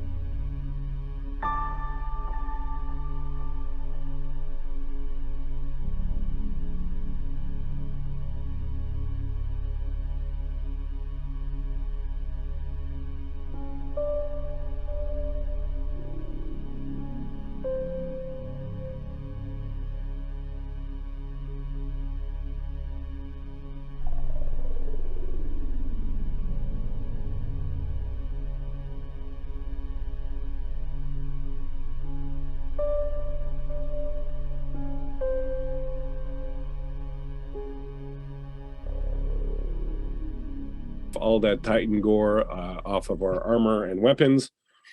Because you need to make a good impression when you meet the big bad guy for the first time. So before the break, our friends, frenemies, had hooked up first. Abaddon and Cicero had hooked up after having a little bit of a fisticuff and a pointed discussion about what friends should do to friends and not do to friends. And then along with Cloth Gilda, who has managed to kind of calm their ardors a little bit, they have infiltrated the Umber Keep, which is the home of Shadesong, or used to be the home of Shadesong several hundred years ago when he was on this world. They are all looking for the same thing. They are looking for the purest vessel, which is an artifact that they all want for different reasons, but mainly an artifact that can cure the necrophage. Along the way, they made a couple of friends in the form of Melk and Olaf, were two giants who had found the purest vessel and so had been cleansed of the corruption that's been infiltrating their people, and so had been put in jail until such time as they could be reinfected again, so that they could, be one of us once more. But finding pity in their hearts, the players rescued them in exchange for Melk and Olaf guiding them or leading them to where the purest vessel is. It is supposedly with Akumatos, who is their leader, their king, who is supposedly accompanied by a young human female wizard of some sort, sorceress of some kind, whom they say is responsible for the corruption that's been spreading through their people. They've been going through the city in places stealthily, in places savagely, killing a couple of guards rather brutally until a minute ago. And Melk, you found your dragon horn on one of these guards. And like a good Titan, you could have filled it up with a healing potion or a potion of breathing fire, but what did you choose to fill it up with? I filled it up with mead. I'd been in that cage for a while, and a nice, refreshing mead sounded. There you go. Good. Like I would expect nothing less. That was absolutely awesome. If you didn't have an inspiration, I would have given you one. And so you have now entered the castle itself and the keep, which is the home where Shadesong used to live. And as you enter it, you realize, first of all, that several years have gone by, several decades, several centuries, in fact, have gone by. And the place looks a little bit, worse for wear. The giants have, in many places, broken down archways and doorways to, make sure they don't bump their heads too much when they walk through it. And have made it their home. It's currently filled with a bunch of detritus and survival and gear and supplies and things of that nature. But certainly upon entering the halls again, Cloth Gilda and Cicero especially, the place brings back tons of memories, as you certainly spent a lot of time here in the past when you were serving Shadesong centuries ago.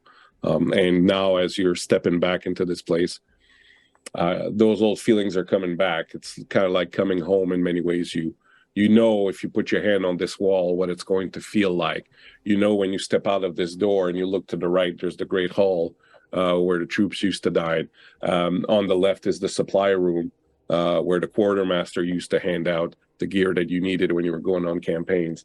Around and behind you, there's another supply room where all the ale and all those things were kept, the supplies for the kitchen back in the day. So this place really feels like coming home. It is banged up, old, kind of falling apart, crumbling in places, dust everywhere, but it is like, in many ways, coming home. And you, Cicero, have been asleep most of these centuries. So in some ways, it was almost like yesterday, and it's only the fog of the spell that's messing with your memory that's kind of keeping it a little bit further away. But for you, Cloth Gilda, you felt the years go by, the fast 500 years. You felt them go by, and it's the first time in that time.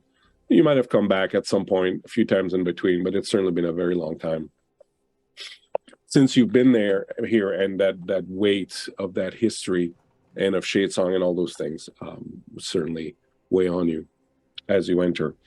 And you are now in this hall, the entrance hall. You know that the main hall where very likely Akumatos would be on the third floor. So you have to get there.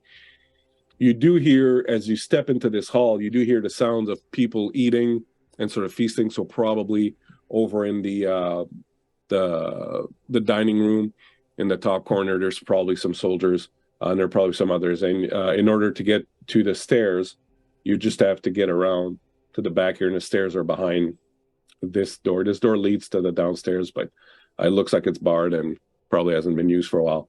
We do need to get around, and the stairs are up behind this thing here. So we're not going to make you do stealth checks every 5 feet or whatever.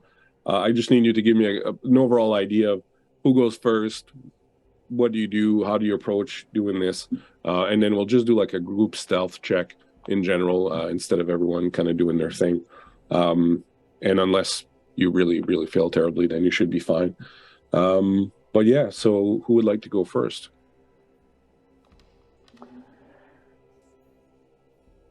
I think I would let Melker go first. I'm happy to go first.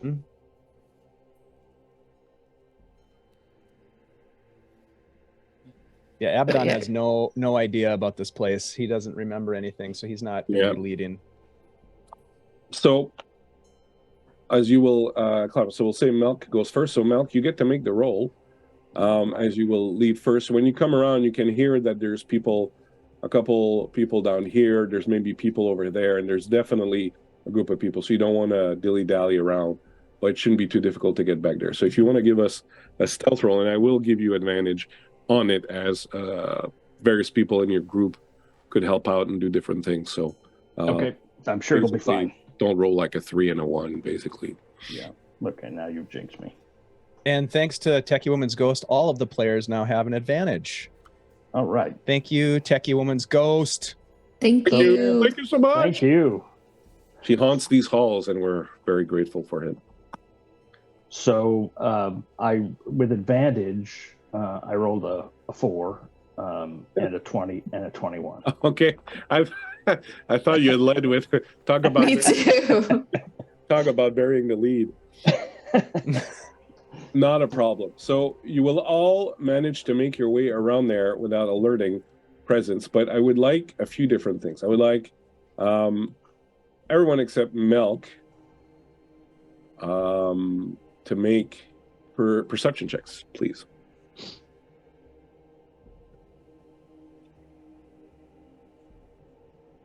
$13. 19. Okay. 6 total. 6 total, yeah. All right. So like Dave, there's like some really nice stonework here.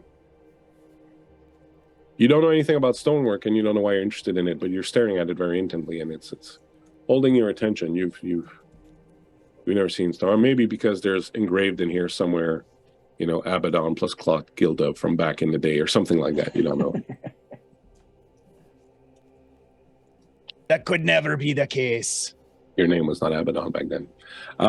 But the other two, so Cloth Gilda, as you're approaching, you see, as you're rounding the corner, just sort of on the wall next to the stairs that lead upstairs, you see a painting, and you're pretty damn sure that painting was in there back in the day.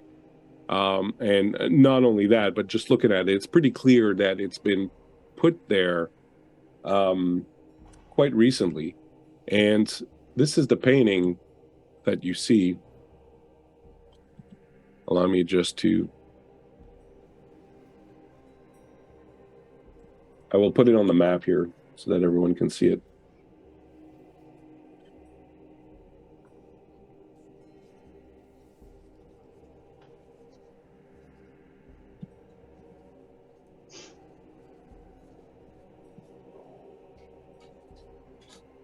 You see this painting on the wall. And like I said, it wasn't there back in the day. It seems to be very recent. As you can see, it appears to be two figures, one darker, one a little bit taller, another one dressed in white, surrounded by flowers, and looking out into what appears to be a very beautiful garden of some sort. The legend underneath the painting says "Live and Dod," and then there is something scrawled underneath that. And what is scrawled underneath that, as you get closer to read it, says, "It is a grave error to perceive only extremes. Life and death, for example, contain the whole of the world between them."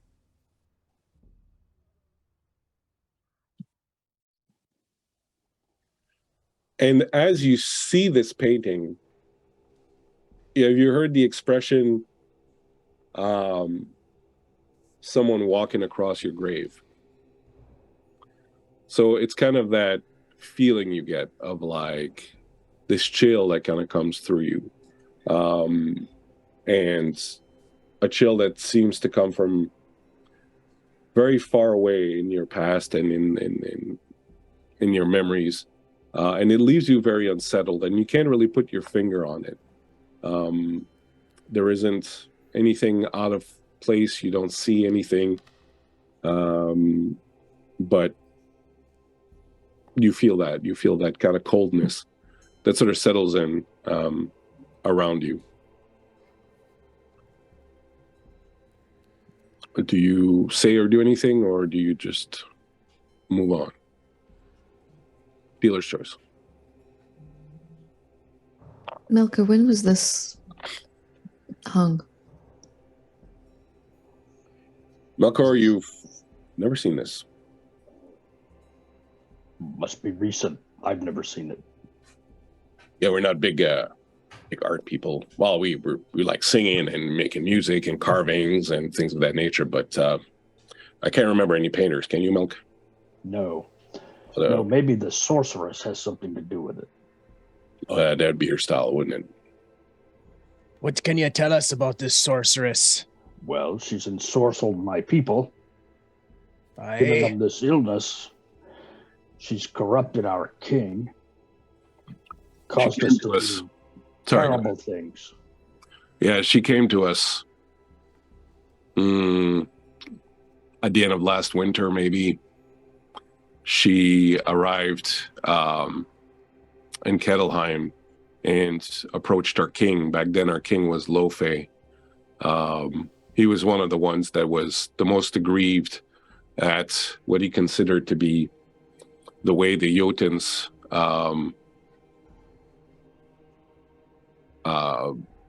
lorded over the Titans. Some of us were up in arms about it, some perhaps a bit less, but she came to him, and once she got her sort of fingers around him, he started getting a lot more aggressive, and that's when, you remember Eden's Orchard? Those golden apples? There's a Titan named Eden. She had a beautiful golden orchard in Mörkdad-Infjord, the underworld in Kettleheim. Those apples were the richest, sweetest, purest apples you could eat. They would heal almost anything. And when the sorceress came and the horned god came, they corrupted the entire orchard, and the apples all turned green and black and putrid. And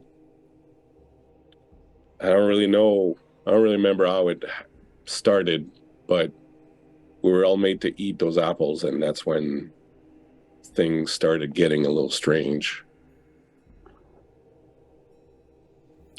We lost our minds, and go ahead. I believe you failed to mention this horned god before. Yeah, that's because he's dead. I didn't think he would be very important to what's going on now. He was killed. A group of fingerlings like you came to Kettleheim around that time, and they were looking for this this girl, Saga they called her, who was the daughter of one of their kings, and she was going to be sacrificed, and they fought the horned god, and they killed him. And then when we came out from the underground and tried to attack Yggdrasil and burn it, remember that one, Malkor? Yes. We fought our own kin to try and burn the tree down because this disease had us all twisted, and we killed our own people. And only realized how terrible the things that we did were once we touched the golden orb and were healed. We were completely given over to this madness, this disease. We lost the Bell of Yggdrasil, the heroes that fought, managed to protect this princess. Someone tried to assassinate her and failed. And the rest of us fought. We even had Surtur with us to burn the place down, and those heroes were something. They managed to kill Surtur and kill most of our brethren, and only a few of us managed to escape by heading back out into the tunnels below the mountains and leaving our homes behind. But that girl was there back then. She's the one who started all of that. Much death and blood is on her hands. And she's here These now. apples. I'm sorry. The sorceress is here now. She's with our king. Ensorceling him. These apples you speak of, have they been consumed or destroyed? We don't have any more left with us. We left them all in the orchard. I don't know what became of the orchard after we left. Back then, I realized I didn't care too much, but thinking back on it now, I think it's one of the greatest losts that this orchard has been destroyed. I hope Eden somehow finds a way to rebuild it. The cider they made with those apples.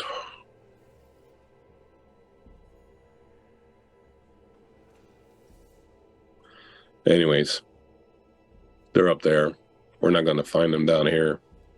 If we're done gawking at the art, can we make our way up?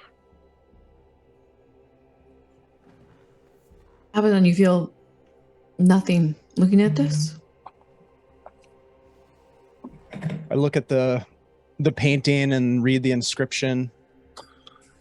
The painting means nothing to you. The inscription means nothing to you. However, as you gaze into it, for a brief moment, you got the feeling that from one of the shadows in the painting, a pair of amber eyes from someone with very black skin, but with amber stripes, was staring at you.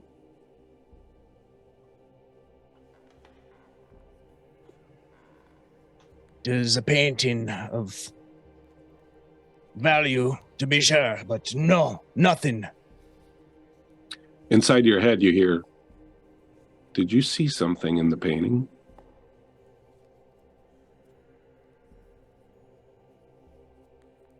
I recognize the voice. Right? Yes. Yes. Yeah. I just think, yes, I see you.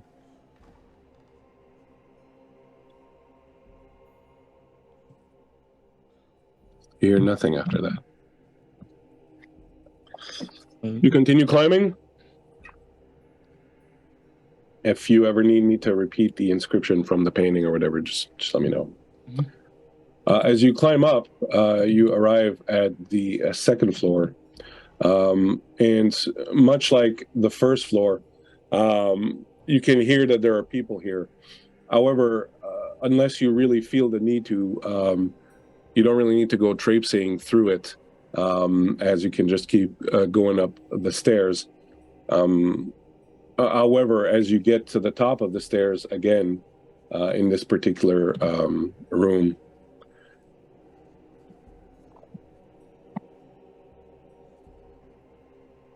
can I get the same three people to give me perception checks again?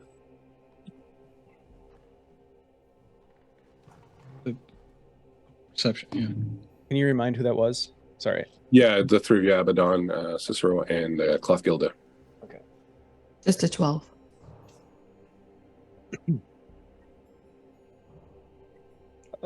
8. Cicero? 10. 10? All right.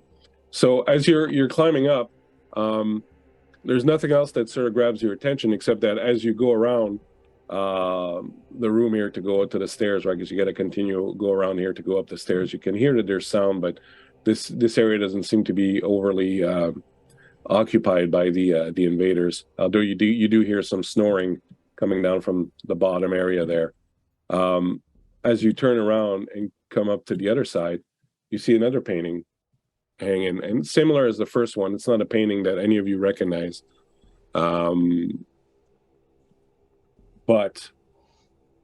and it looks sort of freshly installed there also.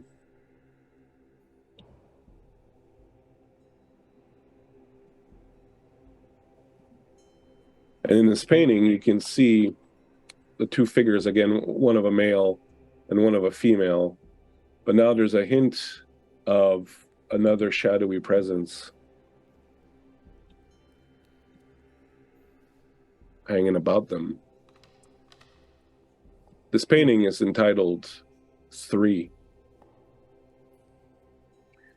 And when you look closer, you see the inscription.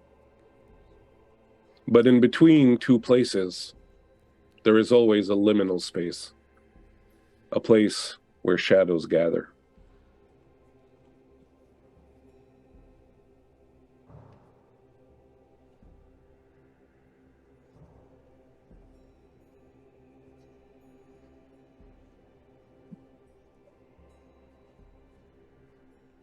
Does that look like Shadesong? It doesn't look like Shadesong, but now that you're thinking about it, it feels like him. The thing about Shadesong is Shadesong doesn't really look like anything specific. He doesn't have a body. He's really an ideal more than anything, but he's had several bodies throughout the years. Always very different, one from the other. One day got too damaged from the combat, he would take a new one, sort of thing, because he's not a physical being. But there was always, even if you didn't know what his new body was, you always knew him the second you met him. There was something about him, that an aura or whatever, that you would recognize. And now that you think about it, looking at this image and thinking back to the one you saw downstairs, you clearly feel that the darker one of the two in each set is meant to be Shadesong. And that's how it feels. Again, it doesn't look like him, but you do kind of get that feeling, and you get that little sort of tingly feeling that you got earlier when you saw Uvesh and Sylvain for the first time, and you thought, is this the first sign? Is this the first? You feel that tingling again. And again, because you're a woman who's used to really burying her expectations down really far below, you kind of tampon it probably, but you certainly feel a little bit of a tingling there, a little bit of an excitement. You know, you don't dare call it hope, but there's something. I do. And having all failed your perception checks, you continue on your way up. And as you reach the 3rd floor, and this is the floor that you know leads to the main hall, which is down this obscure path here, and I'll explain that in a second. You all arrive up here, and on the last landing is one more portrait. The 3 of you, again, give me perception checks just to see if you see more than just what's there. I'm going to go ahead and roll with advantage this time because my perception check rolls have been such shite. Okay. So thanks to GDTRFB 1995, of course, for the advantage. I got 25. 23. 20. 20? All right. So everyone's got him now, right?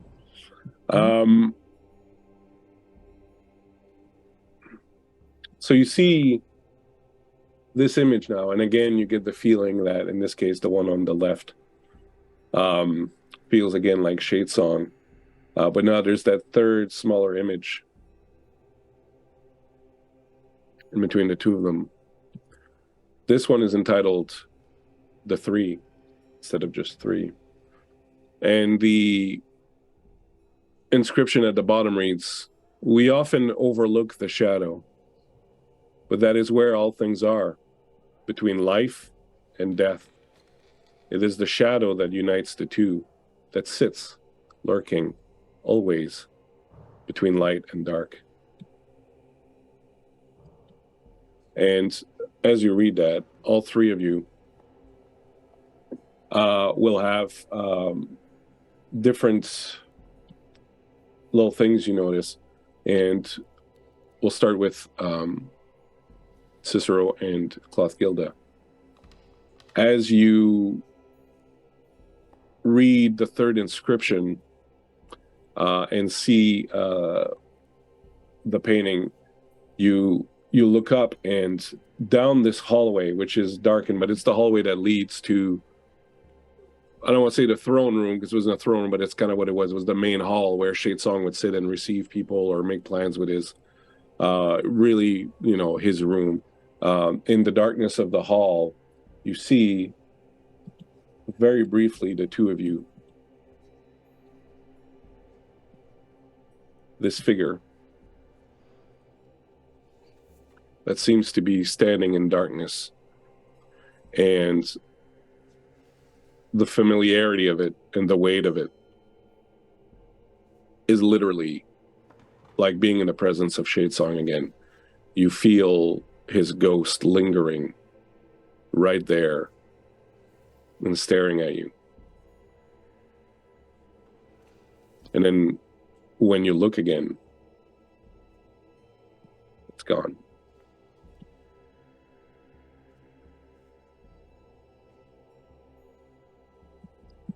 Abaddon, while this is going on, and the two Titans, Melk and Olaf, are kind of staring at these two who are staring at the darkness, you're kind of hanging back a little bit and you're checking out this painting. And when you turn around to face them again, on the side where you are, there's like a little bit of a shadow that's coming down because of a little supporting beam, a little archway, and from the torch on the other side is a shadow. And when you look, you see again this pair of amber eyes in this face, and the stripes in the face. And you hear a voice, not coming from inside you, but coming from the shadows, that says, "You're being lied to, man from Karth." And inside of you, you hear a voice that says, "What is that? What's going on?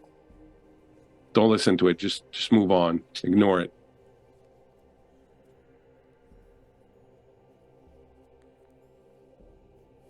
Focus. Closing his eyes and shaking, and when you open them again, you see almost as if the figure that was in the shadows sort of looking at you is pulling back, and then you just see the eyes for a moment, and then they disappear also. I'm gonna race forward as it's kind of fading away to where it is. You reach out and you just hit the wall. There's nothing there. What did I tell you? Ignore it. It's just this place. It's doing weird things. It's playing tricks on you. Just focus. I need this thing. I need you to find this artifact. Now, I've let you go along with these fools for a little while now, but I hope you understand that we have a goal here. I hope you're not starting to feel a little too friendly. You've never heard this tone in the voice of Nyx. It's very strange. It's much harsher and colder than it normally is. And after a moment, it kind of comes back and settles back down in the tones that you're used to a little bit more. It's just this place is just filled with ghosts and all sorts of unpleasantness. Don't let it get to you, Abaddon. You're stronger than this. Mutters under his breath, hoping that the others don't hear. "I've sworn my oath. To my oath I stand." I believe you. I believe you.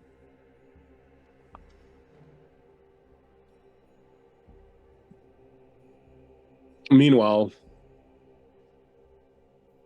Cicero and Clothgilla, you've seen this figure in the shadows, and it's now gone. And the hallway stands in front of you. So Uvesh looks over to both Gilda with that look of, you did see that.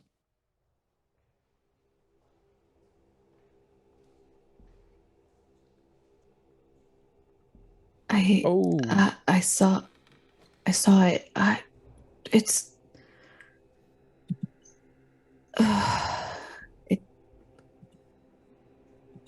it's probably a trick. Maybe. Or soon. This is not my first soon, Uvesh. Although, you've never been here before.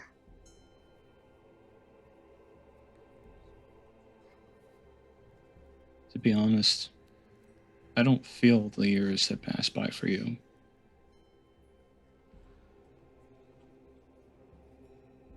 It's like waking up from a hangover. How lucky for you.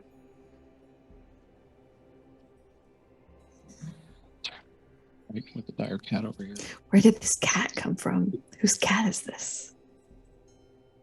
He's wrong. Shadesong's cat. Hi, Catrick.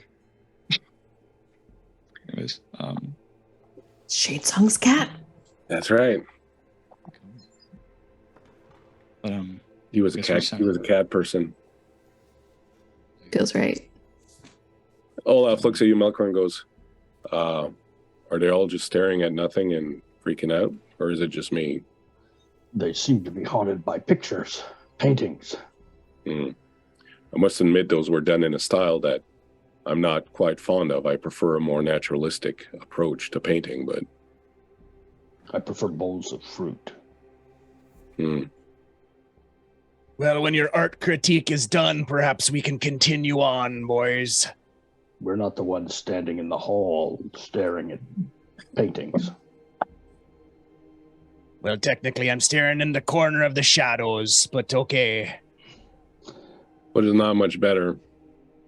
Before you approach, so I want you to, as you are going to head into that hall, I want you to take a moment, and all of you can give me another perception check, just briefly as you pass by here, just to see if you notice what's going on in that room. Jesus. So bad. 11. I got a 12. 26.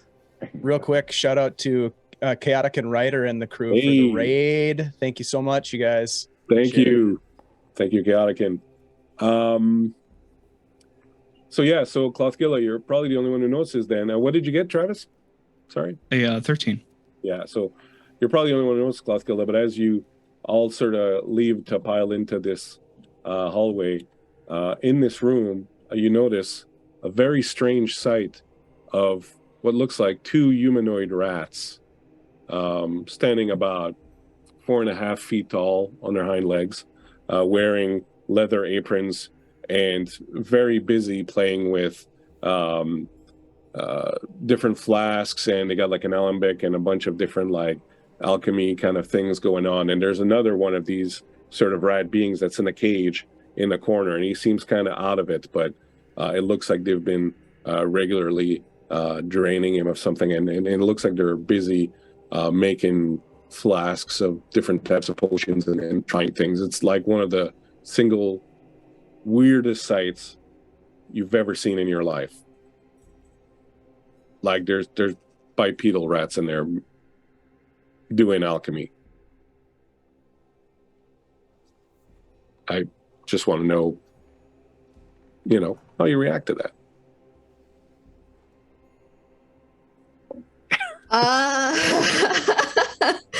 Glyphgilda, I think, is very confused.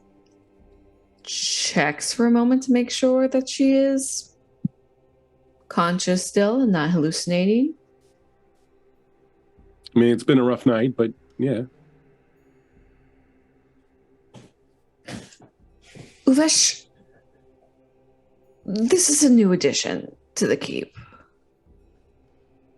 And we'll point out the rats. So when you look in, you see some of those rat creatures that you faced in that city a little over a month ago that had attacked that city and were spreading that necrophage. You see a couple of them in there wearing leather aprons and being the best mixologists that they can be. Fascinating. I didn't expect they would do more than just riot in towns. What are... Encountered them before.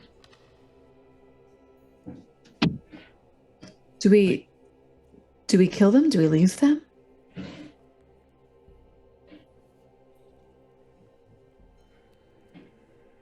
For now, consider them with some caution. Somebody is playing around with things they probably shouldn't.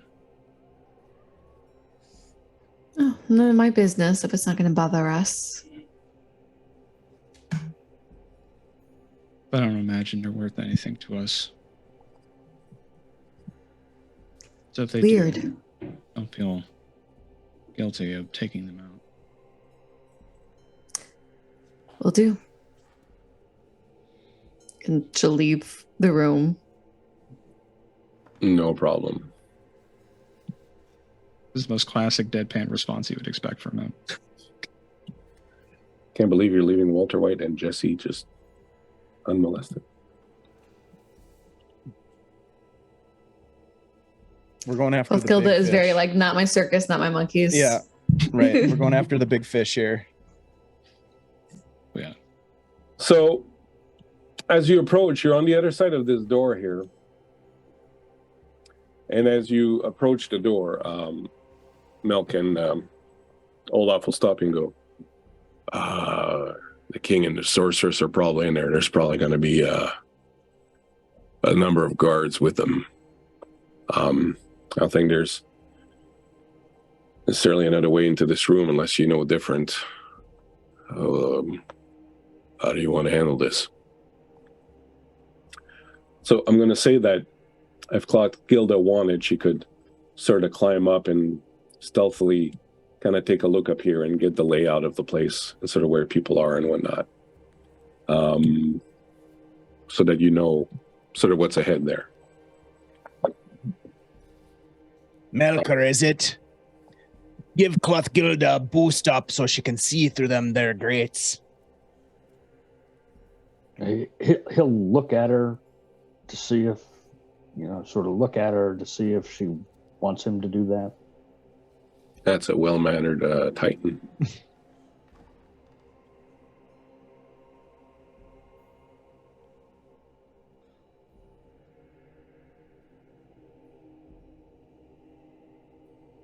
Clothgilda? Are you thinking? I can lift you, if you like. Is there any way for me to access without there's totally a way for you to just climb up there. I mean, you're Clothgilda, the master assassin. Like you could be asleep and climb up there if you wanted. Clothgilda, to that offer, like pulls out a dagger, thinks the better of it, and then climbs up. I really like this one. Apparently she doesn't want to lift. Yeah. She's not very dependent. I like that. I like Omen's very independent. And I mean, she scares me. Don't get me wrong. She scares me bits, but I like her. Stop talking about me. I will take your fingers. Yes, ma'am. So you'll be able to climb up there and kind of look through that, and you will see the layout of the room, and you can see that sitting on the throne is another Titan who looks perhaps a little bit meaner and kind of more dangerous. than some of the others. He is sitting down on the throne that Shadesong used to sit on, and appears to be having an argument with a young woman who is sitting up on the platform there with her feet dangling down. And you can't really see her too well, so I'm not going to embiggen it right now, but you can see she's got like a fur cloak and a hood over her head, and she's sitting on the edge of that platform and her feet are dangling. And when you listen to her voice, you can tell that it's the voice of a younger woman, like maybe someone in her teens or something like that. And they seem to be having a bit of an argument. And from what you can catch from the argument, the guy on the throne appears to be saying, that thing's dangerous. I want it out of here. If it starts affecting the others like it affected Olaf and Melkor, we're going to be in really tight shit in here. And she's like, there's a reason for this thing to be here. And if you don't stop making such a fuss about it, we're going to have a serious discussion, the likes of which I don't think you're going to like the tenure of. Like, I think you're getting a little too big for your britches there, young lady. It's all my men that are around here. It's all my men that are doing this job. If you need us to keep working for you, you're going to have to give us something. And that thing that I want is I want for that thing to get out of here. And she's like, I have need of it. Don't worry. The people we're expecting should be here soon enough. Once they come and I get the chance to speak with them, you'll see everything will fall right into place.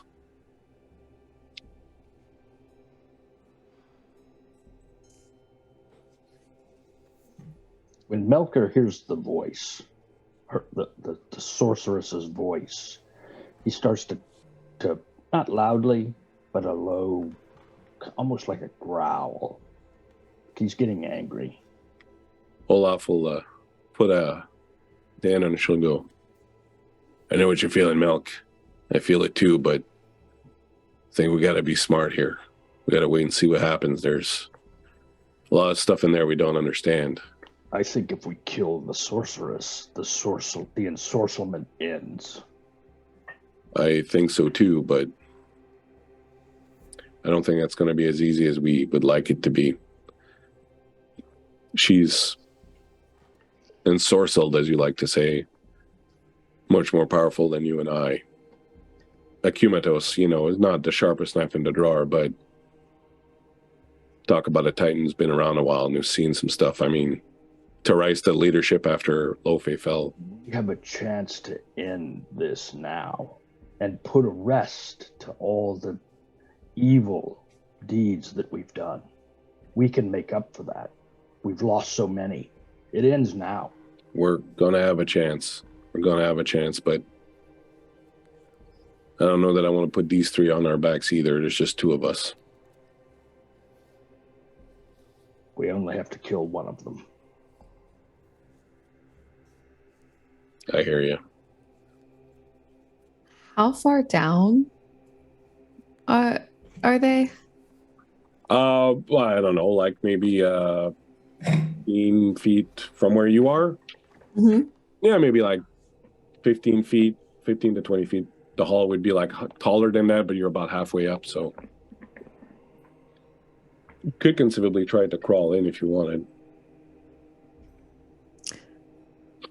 Clothgilda will turn back. I think the sorcerer might be expecting us.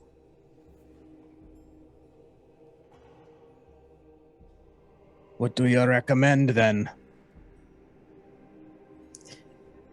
I hate to disappoint.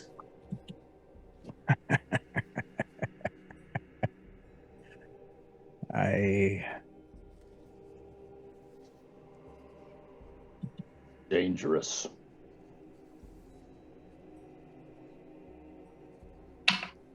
Cicero.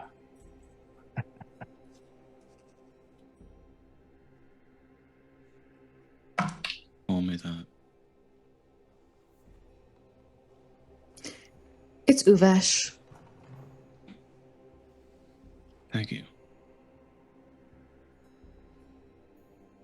You want to know whether or not we're just going to walk in there?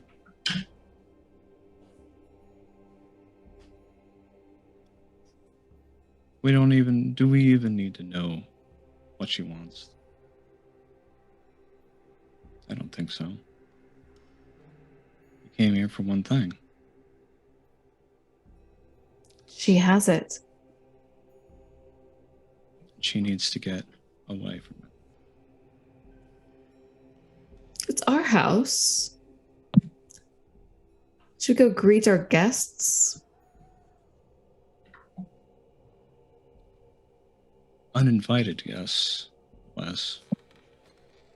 Trespassers, really. Without an invitation, Rude. you do not belong to be on these grounds. I'm happy to just walk in. Any objections? No. Not from me. I'll follow your lead. My Titan friends? My vote is we put her down like a wounded animal. Parlaying solves nothing. She's too dangerous. And then we take the device off of her corpse. I like that part. Let's see what she knows. And then, yeah, we'll kill her.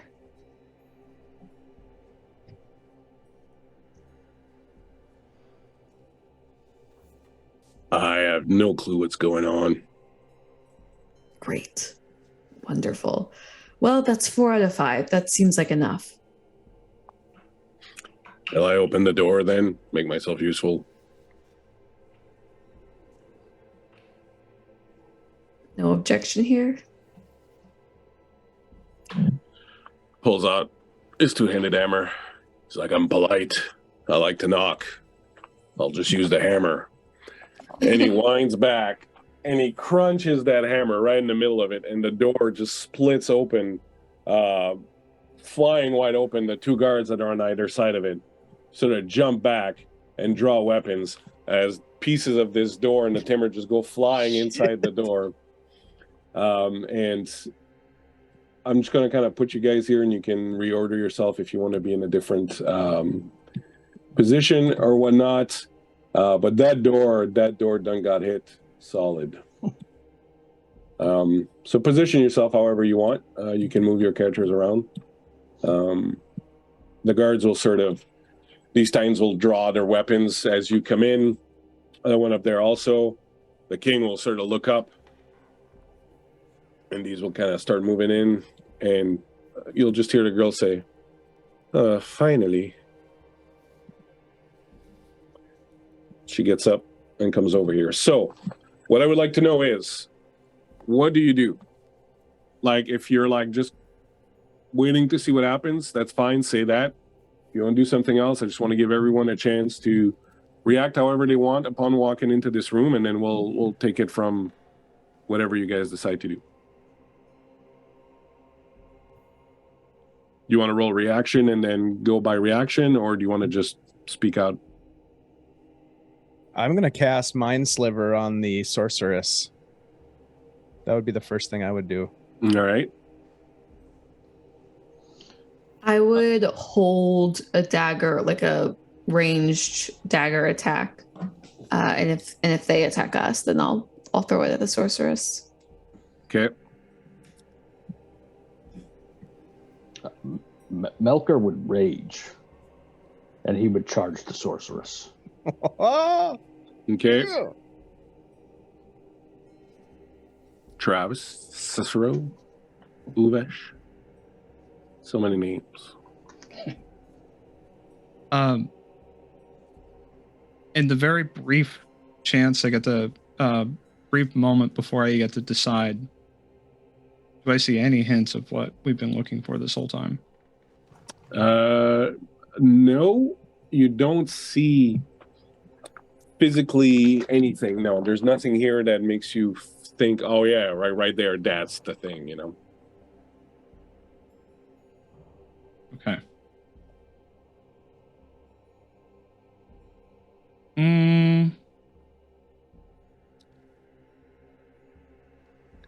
Yeah, I think I got it. I think I know what I'm gonna do. But I feel like it's going to be as soon as the I'm not going to be as quick. Mm-hmm. It's going to be a follow up, but shortly after, if everybody just immediately reacts, I'm going to fire Chromatic Orb directly at this sorceress. Okay. So let us do then, since you're attacking, let us do an initiative, but I will give you the first action no matter what. You'll get like a surprise round. If you don't want to act in a surprise round, you're waiting. That's fine. You can, hold back and wait. But we'll roll initiative just so we have them rolled.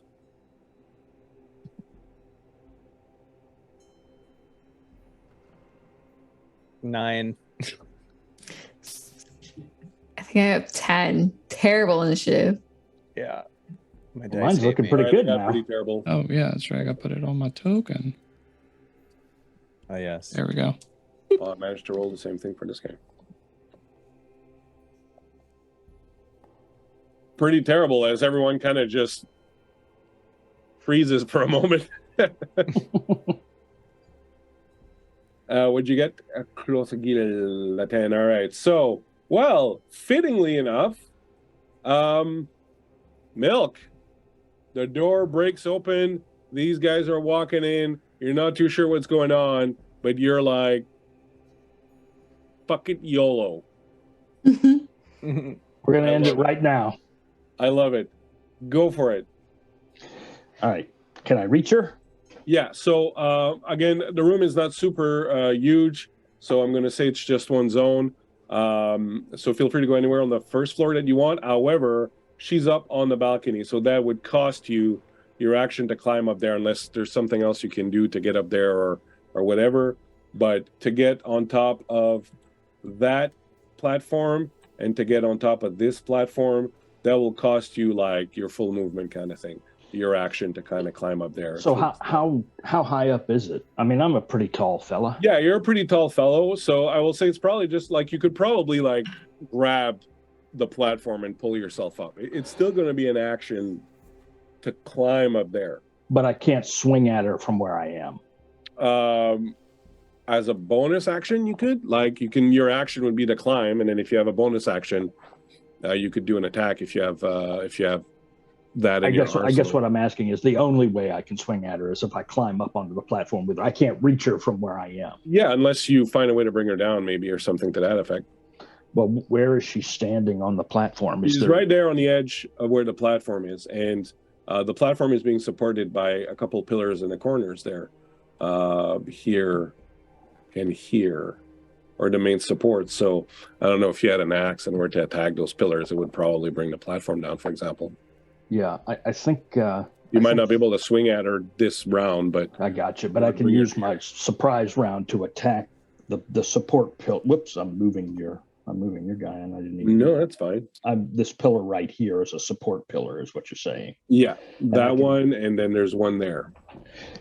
Okay, so that's what I'm going to do. I'm going to attack the support pillars.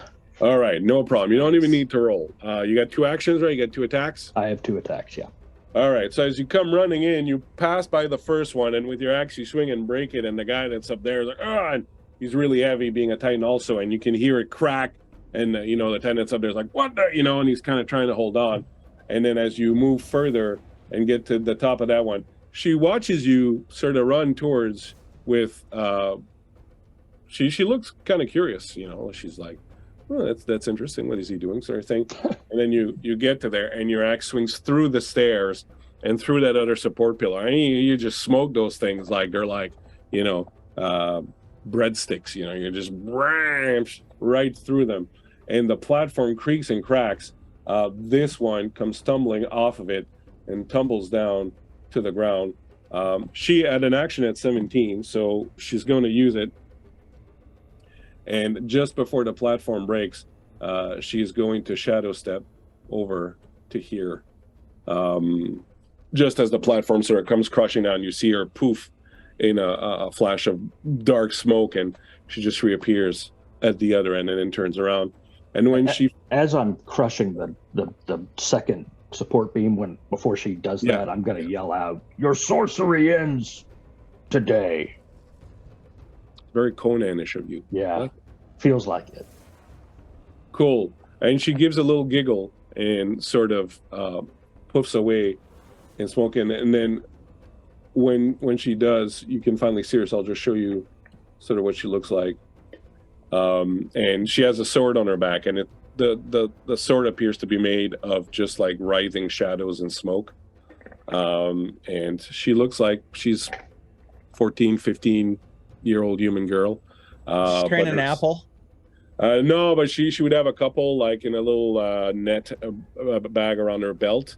And her face, you can see the skin is cracked in a lot of places, and there's dark veins that run through them and around the eyes. And it's very similar to the effect that you've seen of people who get infected with the necrophage sort of thing, but she doesn't seem to be hurt by it. So very good. So you come crashing down, you bring down the roof because you're such a party guy and you had some meat earlier. And she poofs over there. At 13, also, Cicero. Are you still holding, or what do you do?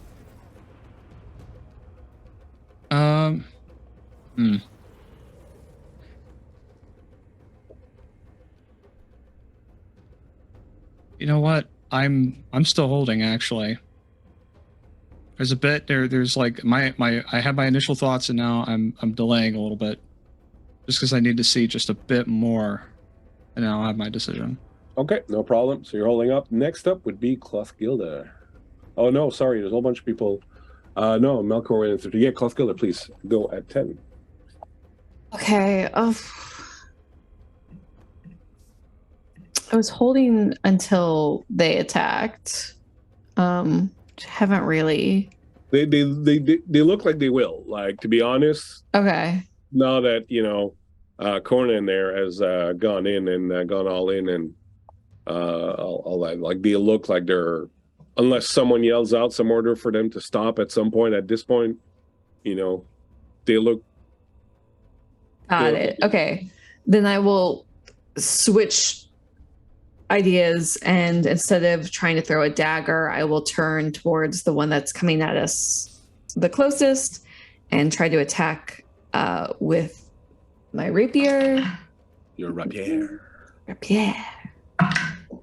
With a terrible roll, only a 13. You're gonna spend one of those advantages you got cooking around? Oh, yes, I am. Thank you. No problem. That's much better. 25. All right, you totally hit him.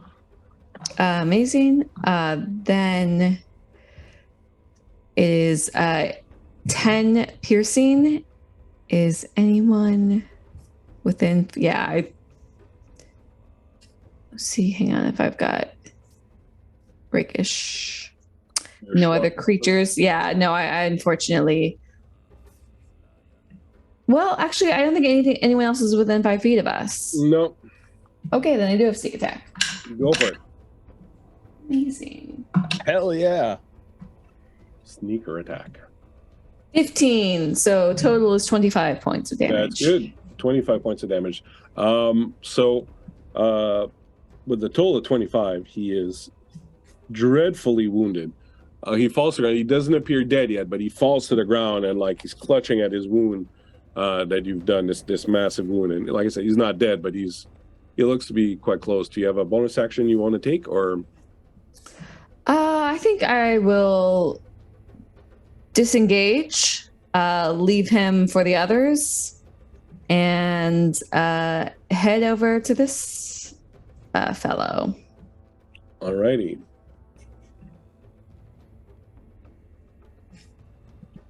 Cool. Next up, then at 9 is, anytime you want to pop in, Cicero, you just let me know. 9 will be Abaddon, who was doing a mind sliver. You can still do a mind sliver on her.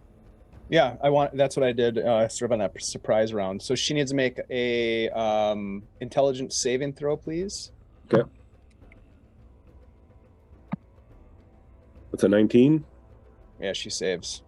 Okay. All right. So he will. No damage? No. Okay. You see her do this, like, you see her just like. She feels it, but it doesn't really take hold. Okay, so Abaddon comes forward just slightly in front of Clothgilda.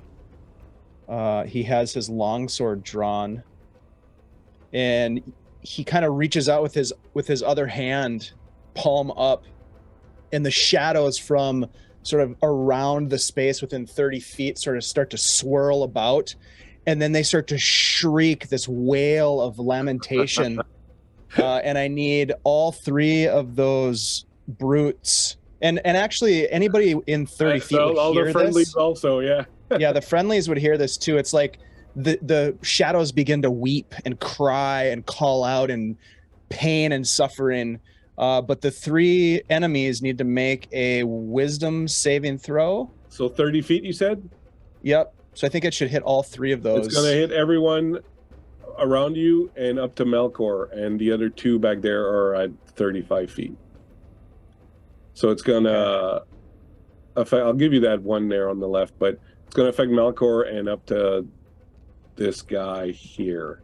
Well, it does say that that it's my enemies, so I could kind of choose who my enemies are, I would assume.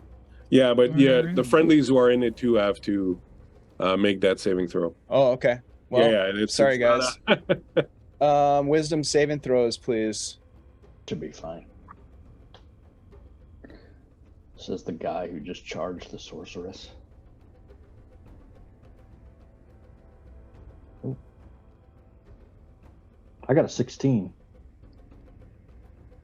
That's a save. I also got a 16. That's a save. 19. Save. All but one failed. Okay, so I will the ones that fail take 16 points of 22 points of psychic damage. Okay, hold on one second. I just want to mark off the ones that failed so that I don't forget.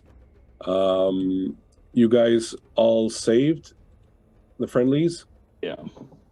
That's good. All right. So the ones that have the circles in purple, including Olaf, failed. But he's a friendly, so the effect is not the same on him. So give me the effect on the bad guys. Anybody who failed takes 22 points of damage, and they cower for their next action, they're losing their action. You drop the bomb. Yep, and then the others who succeeded will take 22 points of damage, but do not cower. Excuse me, 11 points of damage, half, and do not cower. All right, so that one. That is the Praise Lamented Shade feature of my Warlock Pact with Nyx. Awesome. So this one made it, but he had only 5 hit points left, so it finishes him off. Sorry about that. No, it's okay. I guess I could have left him there and just put a skull on him so that you know what's going on. And what happens to the friendlies? They hear the cry and the pain and the suffering from the shadows all around them. Yeah, but read the next part. The next part's funny. Yep. So, did any of them fail? Olaf did. Olaf failed. Yeah. So Olaf, because he failed, his shadow takes on this mockery, grotesque form of him, and persists for the next hour. Just kind of like following them creepily around the place for an hour. That's pretty cool. Yeah, and since there are no old ladies or children present, none of them faint. Yeah, that's pretty funny. Yeah, so that's a twisted power. All right. So you drop that bomb. You guys hear these wailing sounds of these shadows. These three here, the three. So he's got his weird shadow following him. The two that have the purple circles around them are on the ground, just cowering, like trying to cover their ears. And this bomb that he's dropped has damaged them. Like you can see that they're all bloody. They're all like super weakened, and they're just on the ground, kind of cowering and crying.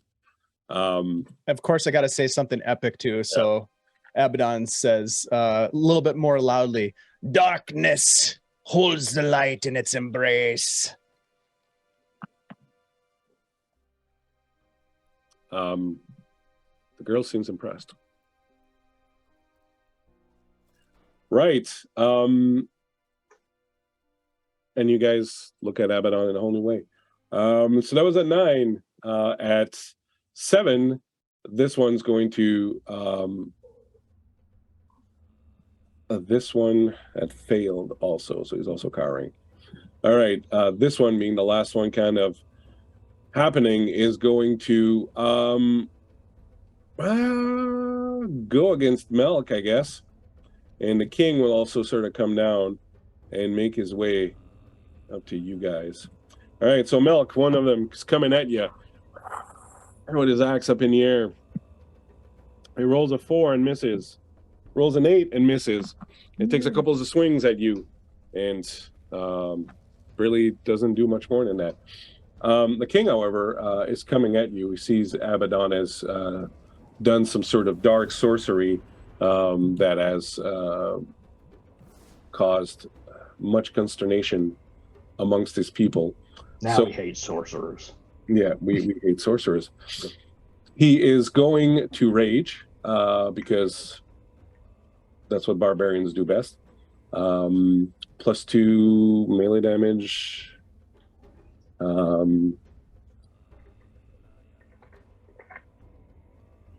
He's got a glaive, this long pole arm as he's coming down at you with this. Yeah, it's gonna get ugly. Just so you know. So the first roll is a 21. That's against Abaddon? Yeah. Oh yeah, that'll hit. Just barely. Okay. The second roll is a 19. I mean, that also hits. Okay. So the first attack on you, max damage, 18 points. Okay. The second one, 12 points. Okay. And he gets +4 total for the rage, another 4 points. Okay. And finally,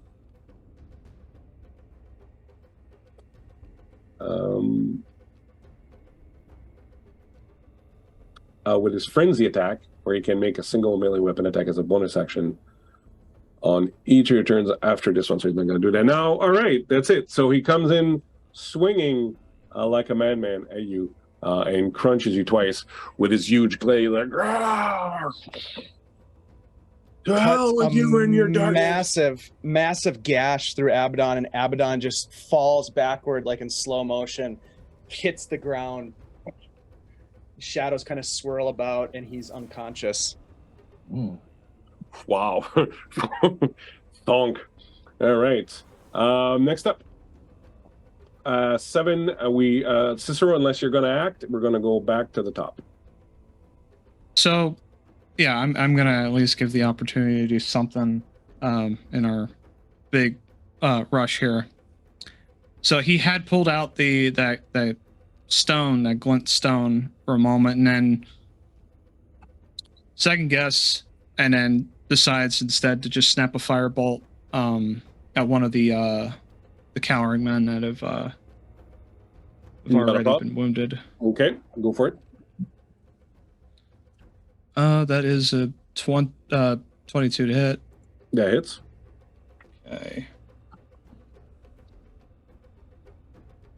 17 fire damage. And that finishes him off as he's cowering on the ground. You just hit him with your firebolt. And he just falls to the ground. He had like almost no hit points left. The attack that Abaddon did really smoked him hard.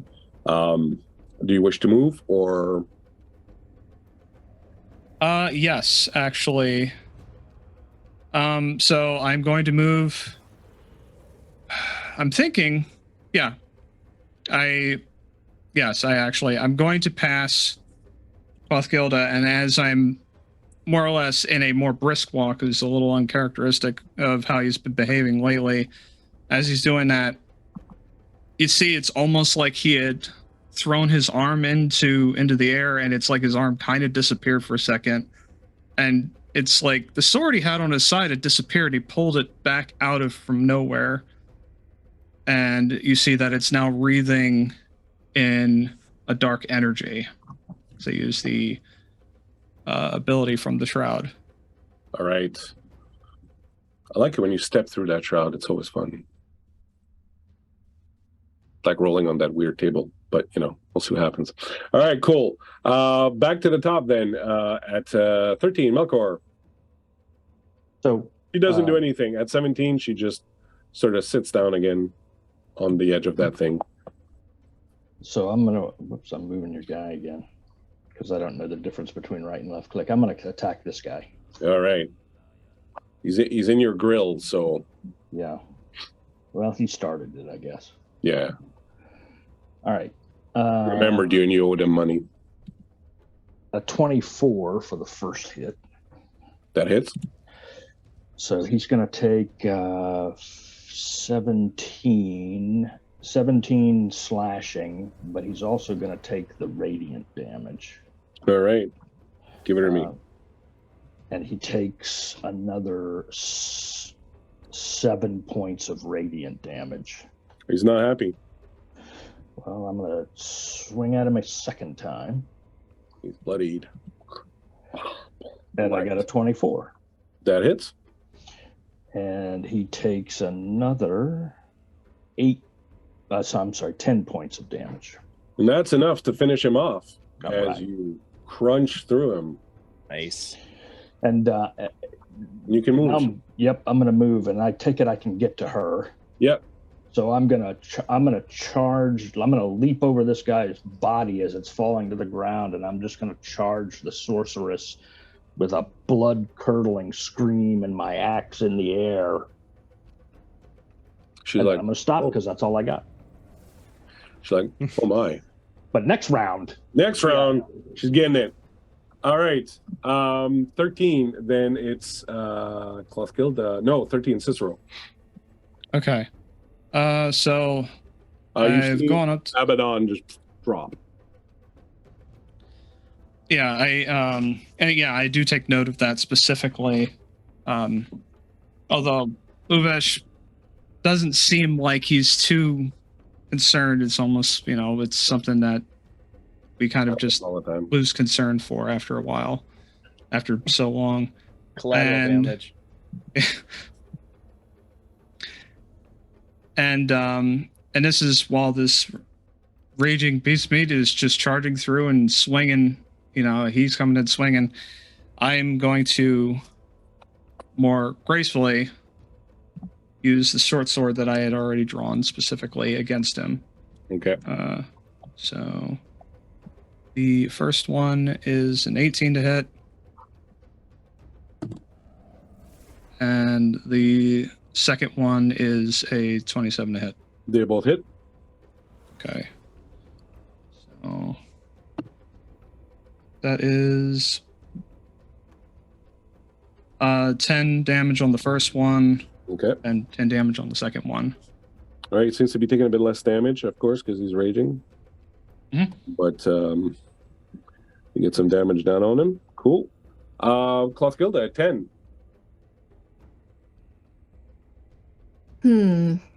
Who should I hit? Well, there's really only the king left, unless you want to go after the girl. The other two are cowering. So yeah, there's really only the Acumatos left. I would love to be able to say that I killed a king. So yeah, she'll go up and attack the king. How many? Okay, go for it. Never mind. Who knows? Might have had a history of killing. Oh, some kings. I guess not. I rolled a natural 2, so that's just a 12. All right. Well, since Cicero's fighting him, also you can use the advantage from the flanking. Awesome. That's right, the one. I rolled a natural 3, and I'm getting rid of this dice. Oh no! Jail that Ouch. thing. Jail Yeah, dice. Are you gonna do Time out. something else? I'll take a dodge as my bonus. Okay, against him. Mm-hmm. Probably smart. All right. At 10 and 9 would be Abaddon, but Abaddon is down and out in Beverly Hills. I will make a 7. death save. I'll make a death saving throw. Make a death saving throw. All right, here we go. A 4. Uh-oh. Nice. All right. I'm on a roll. If you die, that's 2 player characters in 2 sessions of Shadesong. So, you don't want that statistic. He's going to put 1 attack on each of you. So on Cloth Gilda, you get the dodge. Does that mean you dodge automatically? I think that just means it's a disadvantage on attack if he attacks. All right. Yeah. He does attack, and he gets a 10 and a 3, so he misses. He's going to put 1 on Cicero with a natural 20. Oh, no. Oh, natural 20. That's gonna I would hurt. love to react to that. Yes. What would you like to do? I would absolutely like to use the shroud to sidestep that. All right. Probably a good idea. But now you're using the shroud, which is always fun. So, Alrighty. yeah. So you got to make us a roll. I remember exactly I rolled what a- it is. I rolled a 2, and I'm looking at the chart right now. Okay. And what does 2 say? Your mind is shattered, and you now see it all so clearly. Advantage on all rolls for the next 3 rounds. Nice. All right. Oh, That's one of the good ones. jeez. Where do you go with the shroud? Just sort of behind him kind of thing? Yeah. It's So- a very disorienting move. What the rest of you see is really just his cloak sort of envelops him and sort of disappears into nothing. And then out of nowhere, he comes up behind. And in this case, seems enlightened, but it could get really terrible at some time. In some occasions. So he swings.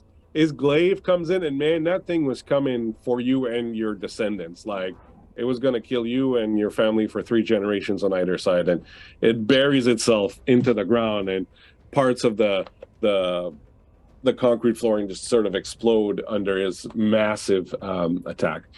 All right, back up to the top, which is 13. So it's going to be both Melkor and Cicero. Let's Melkor hold on for a second. Let's just do Cicero here on the king to see what he's going to do, and then I'll get to you right after him. Well, since he's so busy with, I guess, toiling the dirt with his glaive at this point, I'm going to carve some kidneys. Go for it. You have advantage. Okay, the first one is 19 to hit, That's good. and 19 to hit again. That's good. Okay. All right, so that is 13 and 10. All right, nice. He is bloodied. Good job on that. Melkor at the other end of the room. I'm going to swing at the sorceress. All right. Go for it. I think I'm going to use that advantage on the first attack because I Go want to for make it. sure I hit. Go for it. The first one's a 22. The second one's a 23. So I got a 23. Okay. That's good. All right. So she takes, let's see, 15 plus the radiant damage, which is 4. So 19 total. Okay. So when you hit her, first of all, the blade doesn't seem like it does anything, but the radiant damage does get a ow from her.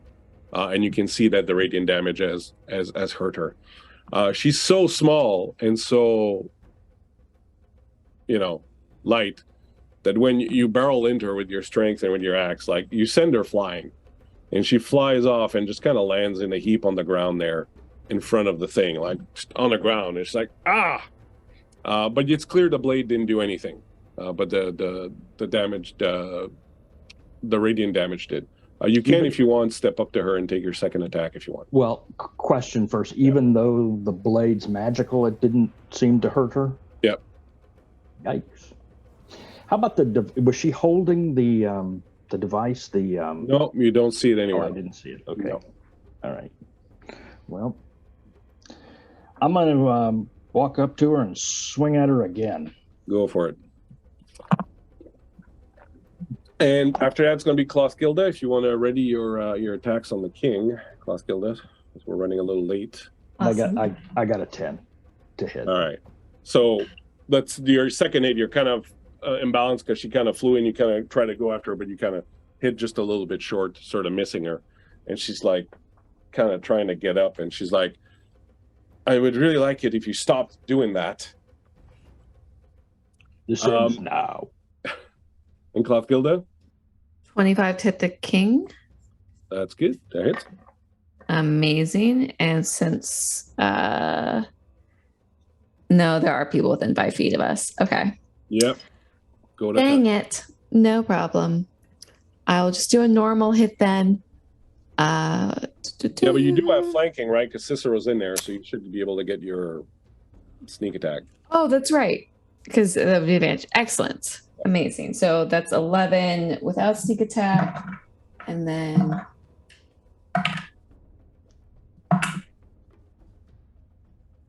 14 plus 11, 25 total.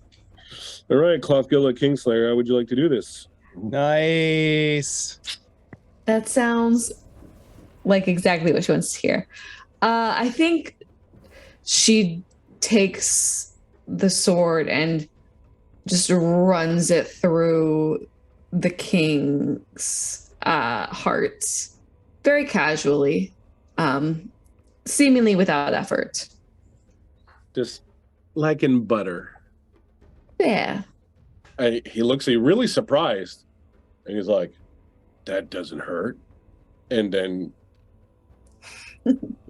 he falls to the ground, quite dead. At that, as this guy falls to the ground dead, his glaive kind of skittering off around, and these guys still sort of cowering on the ground. The girl sort of gets up, and she's like, if you'll call off your attack dog, perhaps now that the riffraff has been disposed of, we can have a civilized conversation.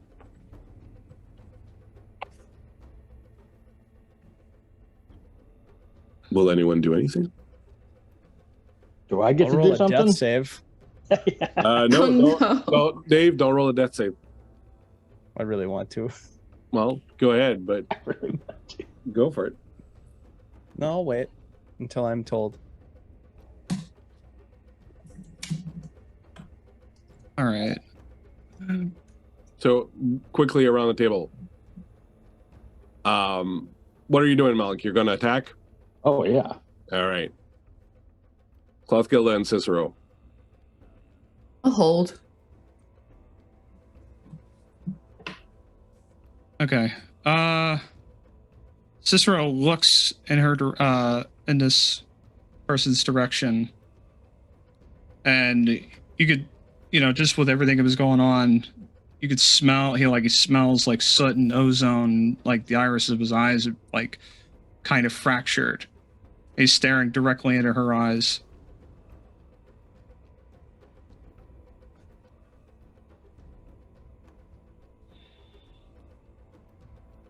I'm listening. You have until the next swing. She says, just as Melkor's sort of like, about to kind of come, she's like, if you want the purest vessel, you're going to need me alive. I'll give it to you, if you'll listen to me. Melkor, what do you do? Speaking of the purest vessel, really quick, just a big shout out to the raid that we just got from Lords and Ladies of Fate. Thank you guys so much for dropping in. We really appreciate it. You guys are awesome.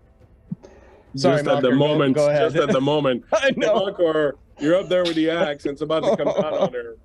And she says, if you want it, you'll have to let me live, and if you listen to me, I'll give it to you. What does Melkor do? Wait, what? Say what she said again? She says, if you want the purest vessel, you'll have to let me live.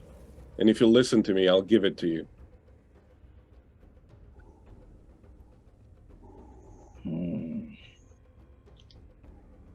So much pain. So much pain. He's going to swing. All right. Yay! Give All the right. people what they want, you know? That's right. Oh, man. I got a 13. All right. So it comes down, and as it comes down, you see her go like that. And just because we're near the end here, Melkor, I'm going to have to use gem power on you here for a second. And she's going to shadow step again across the room over here, just as your axe comes in, so you're going to miss her. And just before she leaves, as she kind of turns to shadow and sort of goes by you, you're going to hear her whisper, "Die." Uh-oh. And the rest of you Okay.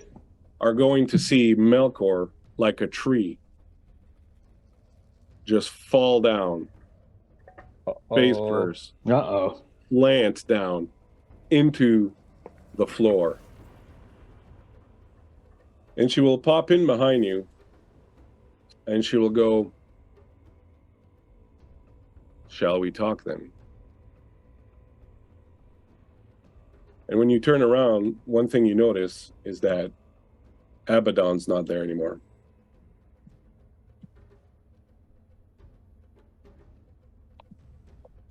What? And Abaddon, you sit up, and you're in a strange place made entirely of shadows. There are trees, and you can see houses and cities on the hill, and you can see a moon in the sky. But everything appears to be made of shadow. And sitting cross-legged in front of you is Nyx. And you do no longer feel a presence inside your head. But as Nyx standing in front of you goes, "You've been deceived. Would you like me to tell you who's really inside your head?" And on that note, Dun dun dun. Oh, you beautiful evil genius. on that note, God damn it. Woo! we will leave it until next week, as we've run over our time already. We will leave it until next week when we get to the second and last. It's only a two-parter, second and last part of Saga 9, 2 for the Rope. Huge shout out to all the raiders, all the people who have hung out with us, have lightened up the chat, have given advantages to the players. We're very happy to have you here. Quick go around to all our wonderful players here tonight. You guys were so amazing. It's so much fun to dive back into this with you all. We will go in the same order we went. Actually, we'll go in the reverse order from before. We will allow this time wonderful MJ Russell to tell us a little bit about herself. How you doing? Hi, I'm MJ Russell on Twitter and Twitch and all the socials, really. Super happy to be involved in this saga. This has been so fun so far. Thanks for inviting me. Normally, I've got a Saturday morning Twitch show. It's on a hiatus while I deal with a level 1 human baby. But very excited to get to come in and play Cloth Gilda, and we'll see what happens next week. Absolutely. Thank you so much. So thrilled to have you with us playing this character that I love very dearly. That it's only been NPC so far. You're doing a fantastic job of it. I don't think I'll ever be able to play her again after this. So, you know, Thank you. I think you've got a job for life. Travis, our main Travis, the Eversalt. How you doing? Hey, you can find me on Twitter as Scan Eversalt, and my goodness, I nearly forgot what time it was entirely. Yeah, you guys all had me completely immersed in this whole thing. Thank you. You have made what has been a rough day for me today the best. Cool. Glad yeah. that we can be there to offer you succor and, you know, safe harbor. I appreciate it. Absolutely. I really look forward to next week. You're gonna make me wait. Yeah, Don't so make me wait. Okay. done. And another new addition to the Saga roster, Chris. Say hi. Hey, everybody. I'm Chris, WikiVA. My headphones are falling out. Don't mind that. I am WikiVA on Discord and Twitch. I have to say that I have never played a barbarian before in my life, and how awesome are they? They are so much They're fun. wrong. They're wrong. They're Yeah. literally wrong. I think every character now is going to be. In fact, I may level up my character in Wiley's game to part barbarian now. After There that, we go. they're so awesome. They're just wrong. It may not have turned out so well for me, but it was awesome. So thank you for I'm having sorry me. to do that to you there at the end, but I wanted us to finish the evening, but I'll make it up to you next session. Don't you worry, you're not dead. Of course you're not dead. We'll make it up to you. I feel dead. What Yeah, but you were playing 14-year-old your has character. power word kill? Well, yeah, and you were playing your characters. I couldn't fault you for that. Like I totally knew that's where you were going. But if it hadn't been for a time, I would let you go. But we'll work it out next week. Don't you? Super glad you're here. Thanks for having me. Dynamic, Total blast. Comedic duo that we had a little bit tonight. So it was good to have a little bit of the comedic duo going. Loved it. Can't wait for next week. Absolutely cool. I'll man. die a second time. A second time, maybe three second times. time. Why not work Maybe. it in 3 times? Who knows? You never know. Go. Speaking of dying, the man who's at death's door in so many ways. Always. Doesn't even understand. Yeah. Dave himself. Yes.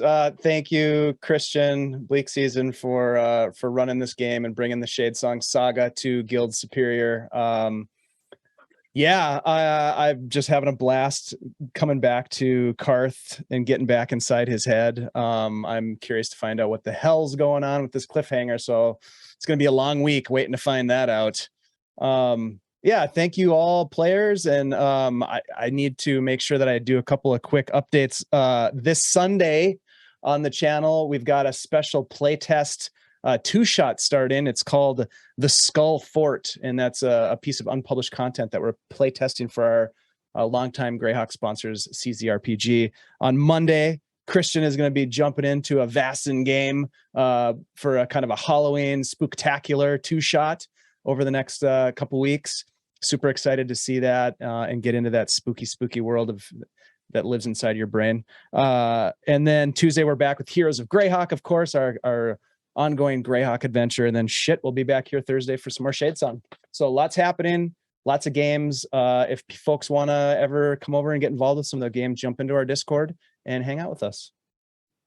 Coolio del Folio. Thanks to Andy, our producer. Thank you to Lords and Ladies of Fate, Chaotican, and Lord Gazumba. Who else rated us? Hooli rated us. Lords and Ladies, Hooli. Yeah. Yep. Oh my god. It was a crazy night of left and right center raids. We're super thankful for all of it. We are now going to go visit our good friend John at Phoenix Wacky, see what sort of hijinks he's up to. Stick around, say hi, throw those raid emotes in the chat, give him some love.